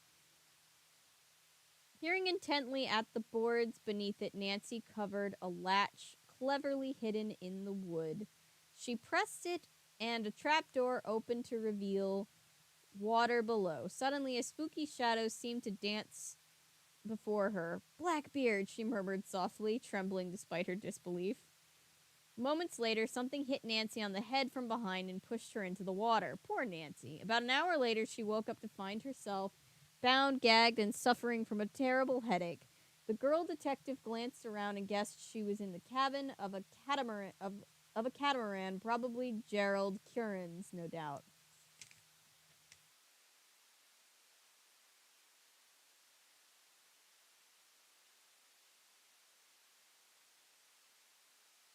Okay. On the bunk across from her lay Colin Hudson. He smiled as best he could, although his mouth, like hers, was gagged. Poor Colin. Nancy winked back, determined that they both keep up their spirits. The elderly British gentleman looked pale, and Nancy wondered angrily if Curran had bothered to give him any food. Poor dude. Nancy felt the catamaran start to move. After a while, it began rocking up and down as she knew they were uh, out of the small waves in the protected harbor. The large hatch was shut, and the cabin was stuffy and uncomfortable.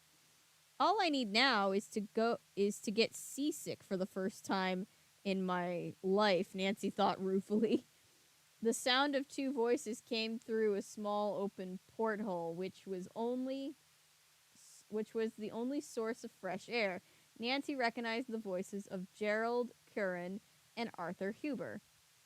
That blasted girl, Huber hissed. The old man was bad enough, but then, after our months of planning, she has to butt in.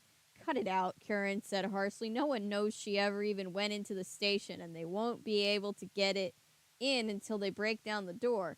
Remember, the only key is down at the bottom of the harbor where we dropped it.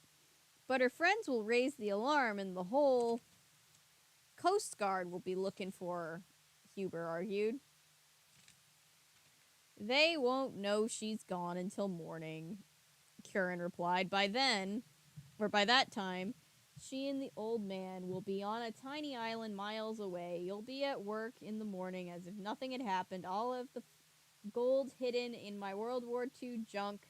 By the time they find the girl and the old guy, if they ever do find them, I'll have gone home on the ferry with my loot, and you'll have left it.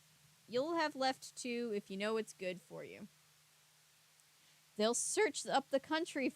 They'll search the country for me, Huber whined. Oh, shut up, Curran barked rudely. You're in up to your neck now, so let's see if you can help me. The men were quiet for some time as the boat sailed on. Then again, Nancy heard their voices. The dawn's coming up, Huber said anxiously. Nancy heard the sound of the anchor being dropped. And we're at the wreck.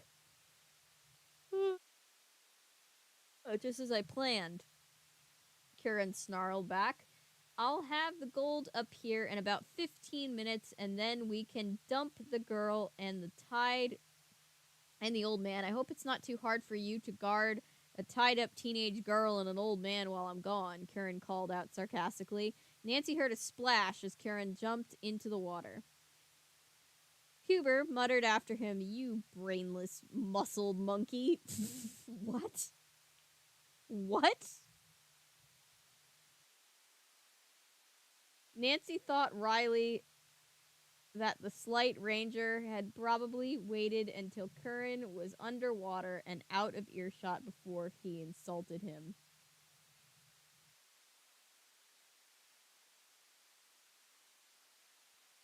Curran... Ah.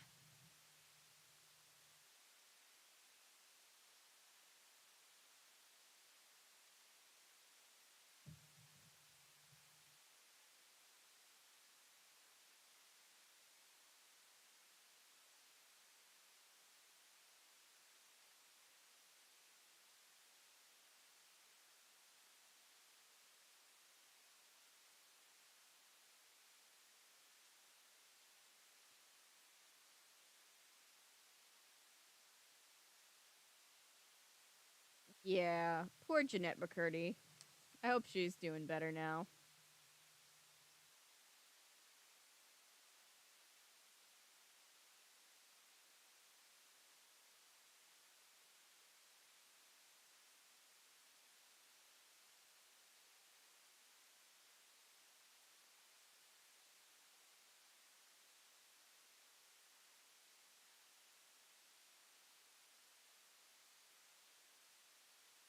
Alright, real close to the end of this story, guys. And just in time, too, because it was 11:32, so... Try saying that 10 times fast. Been slow crush since high school. She's great.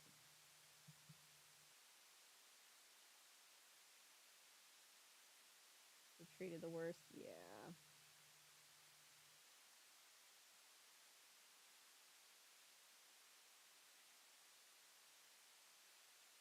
Yes, Paulo, in general, everybody should watch those. My mom, when I mentioned that you had suggested Pee Wee's Playhouse, she vehemently backed you up.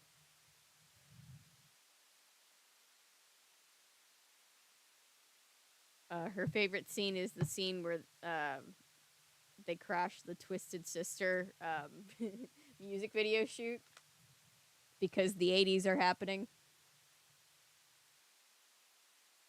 All right. Let's see. Realizing she had no time to lose, Nancy looked around the cabin for some way to attract attention. Back at the cottage, neither Bess nor George slept soundly. They met each other in the kitchen. Worried about our detective? George asked her cousin. Yes, Bess admitted. She's been gone for hours. I know she doesn't want anyone to know she's at the station, but I'm scared something's happened to her. I am too, George agreed. Let's walk to the ranger station. If we don't find Nancy there, we'll tell the Coast Guard she's missing.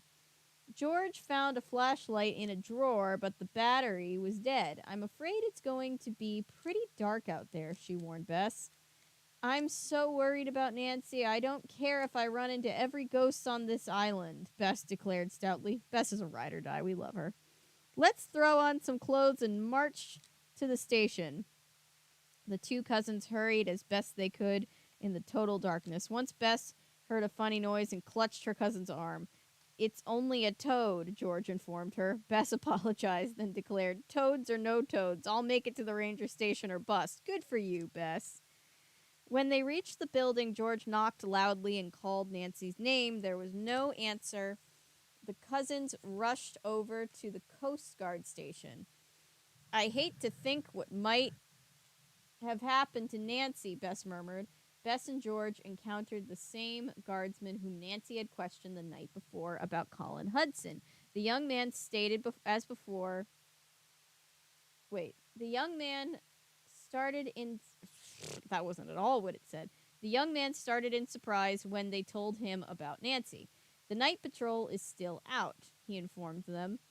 I'll alert Captain Doyle about Nancy immediately. Those on land duty will start to search around the ranger station and harbor. People seem to be disappearing on Pelican all of a sudden, he said in a puzzled voice. Then he called the night patrol on the large radio next to him. Why don't you girls accompany the land patrol? He suggested. I'm sure they'd appreciate any help you could give them.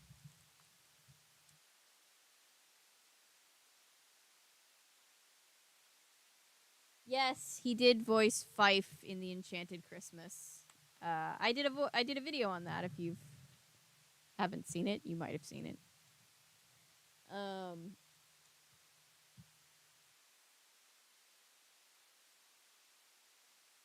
when I watched the show, yeah.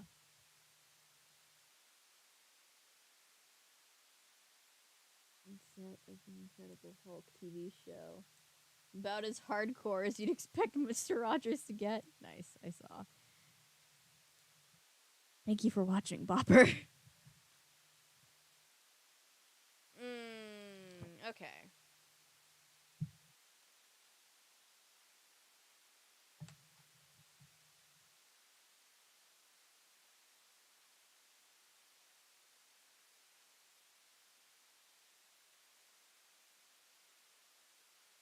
Yes, Belle is absolutely a Lumiworth shipper.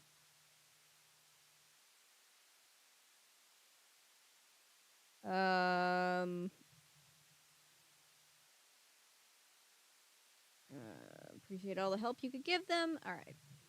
Craning her neck to see behind her,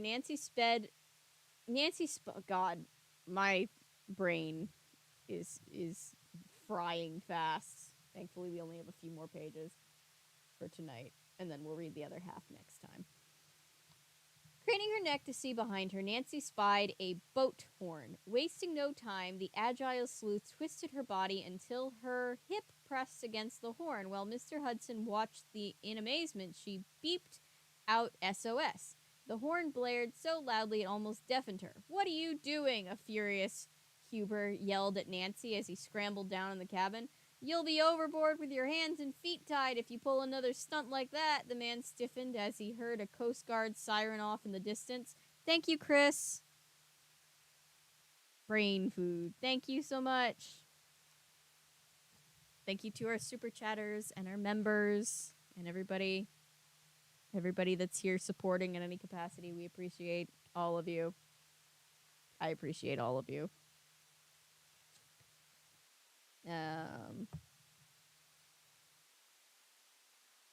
Coast Guard siren. The man stiffened as he heard a Coast Guard siren off in the distance. Cursing Nancy, the ranger turned on the boat radio. He put it on a rock station playing very loud music. This book came out in 1983. What very loud rock song do we think was playing? Appreciate you as well. Aw, thank you, Chris. That'll drown your screams, he sneered at Nancy. Then Huber clambered back on deck to await the Coast Guard. Ahoy there, a hearty voice called out in a few minutes. I'm Captain Doyle of the Coast Guard. We picked up your SOS. Sorry, Captain, Huber said smoothly. I just wanted to make sure the horn worked. I figured no one would hear it. Say, you're one of the Rangers, aren't you? Captain Doyle asked. Yes, Huber replied. I guess I'm sort of a landlubber. I didn't realize I had sent out a message. What are you doing on Curran's catamaran? The captain questioned him. Gerald Curran said he found some World War II artifacts which he would let us exhibit at the station. I came out to have a look at the site, Huber said. Have you seen any sign of a reddish-blonde 18-year-old girl? Captain Doyle asked. Sorry to say I haven't, Huber answered. Is somebody missing? We had a radio message to be on the lookout for Nancy Drew. For a Nancy Drew, Captain Doyle explained. Fearing that the Coast Guard boat would pull away momentarily, Nancy thought quick. Huber had moved the horn out of her reach. Nancy calculated that if she maneuvered her body into a shoulder stand, she could get on 1 foot in. Wait, she could get 1 foot in front of the porthole. Fortunately, a young sailor caught sight of Nancy's foot. He went over to the captain and whispered in his ear, "Could you come on board for a minute to sign some routine papers?" Roger Huber, the captain requested. Regulations, he complained. With all this paperwork, it's a miracle I ever get to the open sea. Huber unsuspectingly boarded the Coast Guard boat. 2 sailors took his arm as if to help him aboard, but then held the ranger firmly in their grasp. What is the meaning of this? Huber protested, writhing in the grip of the burly sailors. One of my men caught sight of some unusual cargo, Captain Doyle said sternly. Unless you can convince me that teenage girls are World War II artifacts, I think you're going to be in a lot of trouble. Huber went limp. It's all Kieran's fault, he whined piteously. You must be quite a contortionist, Captain Doyle complimented Nancy as he untied her. I've learned a few gymnastics tricks, Nancy explained modestly to the attractive, bearded captain. I'm glad you did, he replied, or we might never have found you. There are countless tiny islands around here where Huber and Curran could have abandoned you. I'm quite delighted myself that Nancy came along, Mr. Hudson spoke up as he vigorously rubbed his hands and feet where the ropes had been. I never thought of an old sea dog like myself would get sick of being on a boat, but this is one boat I'm eager to quit for good. Did Curran give you anything to eat? Nancy asked. No, Mr. Hudson answered. I think he was afraid that if he undid the gag, I would yell, and I would have too. We haven't seen Curran, Captain Doyle informed them. He dived down to the wreck, Nancy said. He's picking up the doubloons they stole from the ranger station. Curran and Huber stole the gold, Captain gasped. Curran and Huber stole the gold? The captain gasped. Dun dun dun. Captain Nancy nodded. Perhaps if I confront Huber, he'll confess. Captain Doyle approved Nancy's plan, and they climbed out of the hatch. Unassisted, Nancy jumped off the catamaran onto the Coast Guard boat. Huber sat sour and sulky between the 2 sailors. They were so much bigger than the ranger that he looked like a naughty child.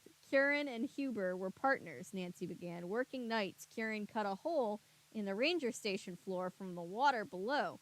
Huber drove thin spikes through the floor under his desk so Curran would know where to cut. The ranger also covered up any marks and made the latch for the trap door. Why didn't we see Curran? Captain Doyle asked. He submerged and surfaced in the middle of his catamaran, Nancy explained. After the trap door, we've got like 3 pages, 2.5 pages left.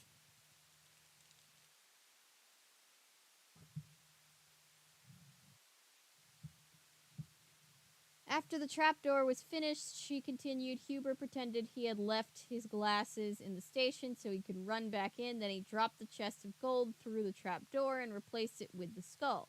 Where did they get the skull? Captain Doyle questioned Nancy. From the Lancaster, Nancy replied. Curran dropped the headless skeleton on me when I went down there. The idiot, Huber cried out angrily. Nancy continued to ignore the ranger. Curran picked up the gold as soon as it got dark and hid it in the wreck at dawn. When the Coast Guard searched the catamaran the next day, they found nothing. That's when I entered the scene, Colin Hudson volunteered. I ran into Curran that morning after I talked to you, Nancy. He overheard me telling of my interest in the Lancaster and offered to take me to her. You must have found the gold, Nancy commented. Yes, I did, the old sailor affirmed. I knew the insides of the Lancaster better than I know myself. I know the insides of the Lancaster better than I know myself. After I found it, this chap, Curran, who hadn't bargained on me ever finding his loot, gave me rather a nasty knock on the head and, I guess, hauled me back to his catamaran.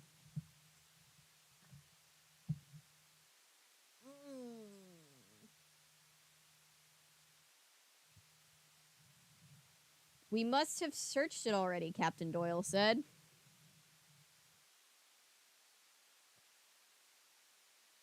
What am I missing in chat?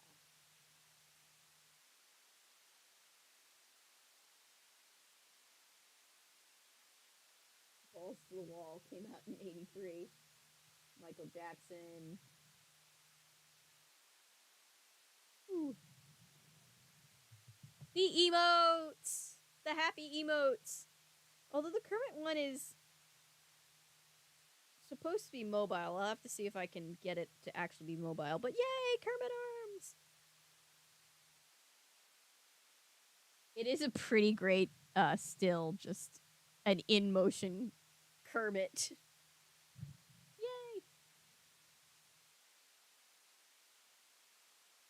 How can she do all this stuff? Because she's a badass and chaotic. She is chaotic and a badass. Both of those things are true.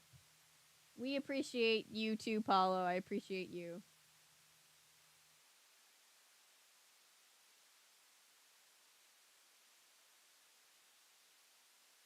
I don't really know anything about Monster High to appreciate that reference, but I appreciate that it is a Monster High reference. Best female protagonist in literature in the last century. No, she's genuinely great. We overlook Nancy Drew so much. I love her so much. She's amazing.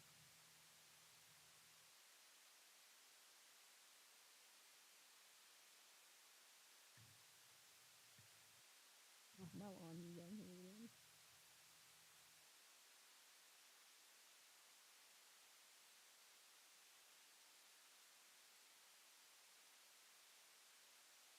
From 1900. Well, here's a thought that I had. I don't know if you guys heard, but they finally made an arrest in the murder of Tupac.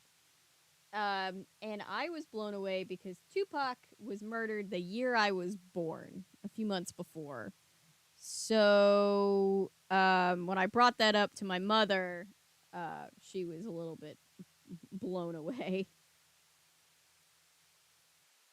90s graduate, I graduated preschool.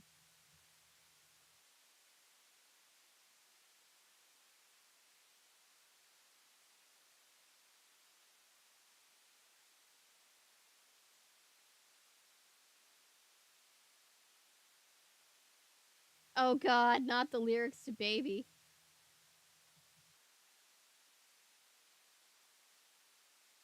God, do you remember when it was on like every station?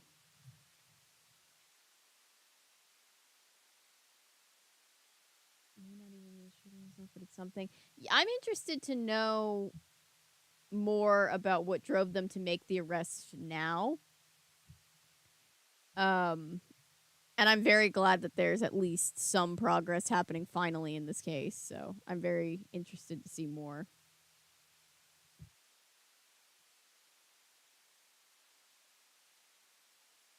Oh, wow. Kurt Cobain died on your first birthday. Wow.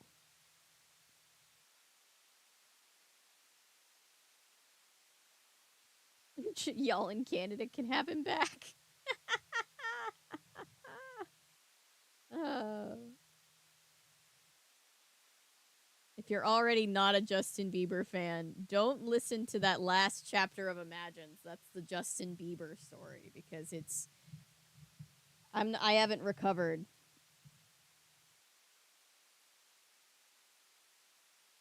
Okay, page and a half left. Let's finish this up. Kieran tried to stop me from exploring the wreck by dropping the skeleton on my head when I went out there to follow the following morning, Nancy added. That gave me an idea about where the skull had come from. Then I thought of a trap door. I thought Blackbeard had come to get me for a moment there. You ruined everything, Huber exploded. Curran should surface any minute now, Nancy warned Captain Doyle. We'll make sure to grab him when he does, the captain declared.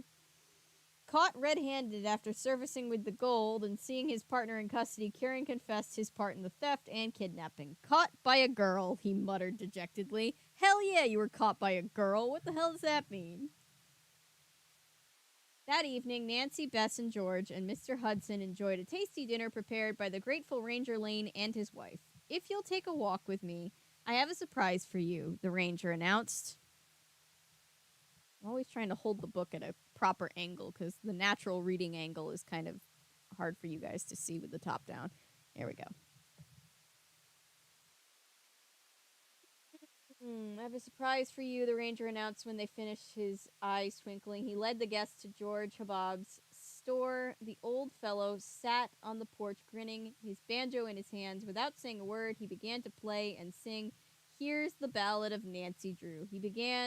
The song went on to describe Nancy's adventures on Pelican Island. Captivated, she and her friends listened intently. When the islander finished, they clapped loudly. It's even better than my Blackbeard song, George Habab claimed. You promised to play that for me, Nancy reminded him. The banjoist began, and Bess's eyes widened as the song told the story of Blackbeard's bloody death. Nancy smiled and nodded her thanks, then asked, Would you mind playing your British sailor song for Mr. Hudson? Where is Mr. Hudson? George asked. Everyone looked around. The old man had disappeared. Nancy finally told her friends how she'd found the British man's name on the list of deceased at the cemetery. Reckon he came back to help us out, to kind of return the favor for us building that British cemetery, George Habab whispered softly. Without him, no one would have thought to go to the Lancaster, Nancy commented. Then she looked at Bess, whose face turned pale. That's okay, Bess assured her friends. I guess I can handle nice ghosts. Aww! Cute! We got one maybe confirmed ghost, and it was a friendly ghost.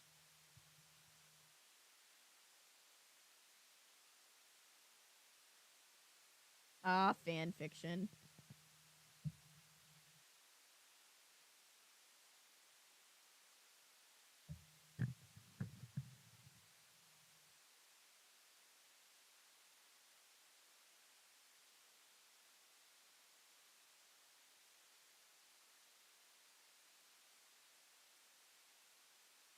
He's from some planet nobody wants to take credit for.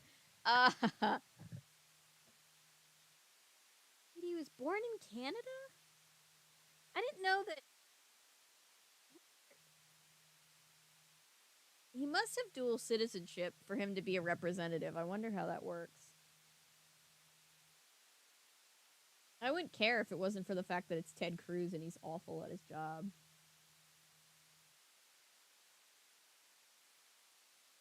Oh, the Kate McKinnon sketch is so funny, isn't it, Chris? Wait, like in 2020 when a bunch of celebrities started saying it? No. The book that we read that was like um a collection of Wattpad stories, literal Wattpad stories that just got published into an actual book. It was a trip. Gabe and I read it on stream and it was a lot.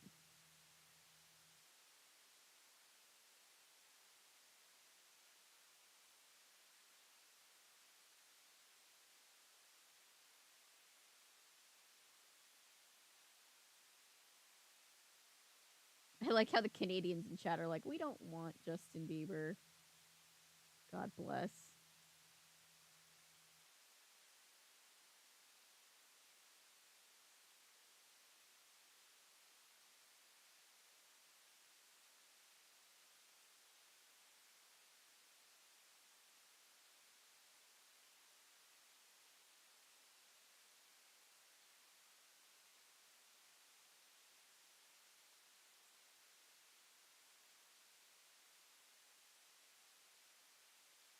Wait, what's wrong with Celine Dion? I love Celine Dion.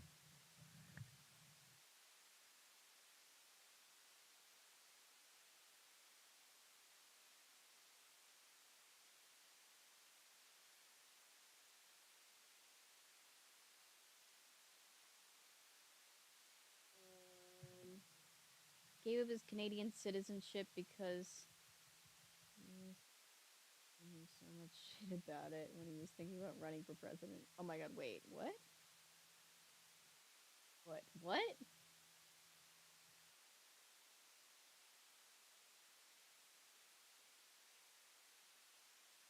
Wait, I'm confused. Sorry, Luz. I'm confused.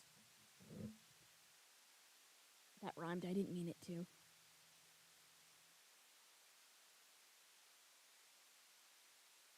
Okay. We are. Hang on. Before I forget and just fall into the rabbit hole of chat, we are starting the next chapter on page 89. Seems like a nice enough lady. Oh, you just don't like the Okay. Okay. I was worried for a second. I was like, not Celine. Not my girl. Actually don't know anything about her as a person. I just think she can really sing.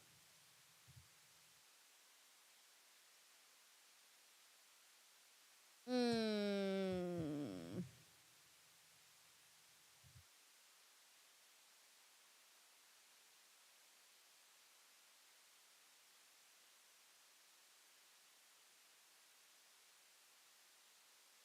All right. How far into the book are we?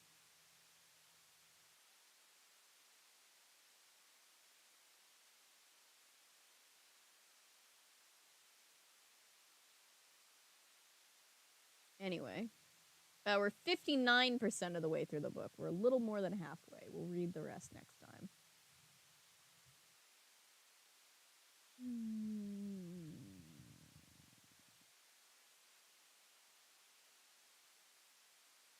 Good night, Jonathan. Thank you guys for listening. Thank you for hanging out with me as always. I will see you tomorrow for our As the World Turns stream.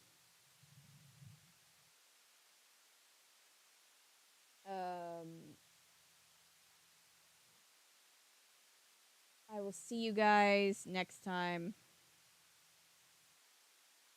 Pray Dan, Florida man. Ugh. Anyway, again, I am so proud. That's not true. I'm proud to be an Atlantan frequently, but one of the biggest times was when we were like, New York was like, we don't have to take his mugshot because he used to be the president, and Fulton County's just like, bitch, you're getting your mugshot taken. We were so real for that. Thank you again, Chris. Thank you, thank you. See you guys next time. I appreciate you. Gonna be late sub stream. Gonna get candy and Halloween decor. Ooh, that sounds fun though. We'll see you when we see you. Good night, everybody. I'll see you next time. Bye.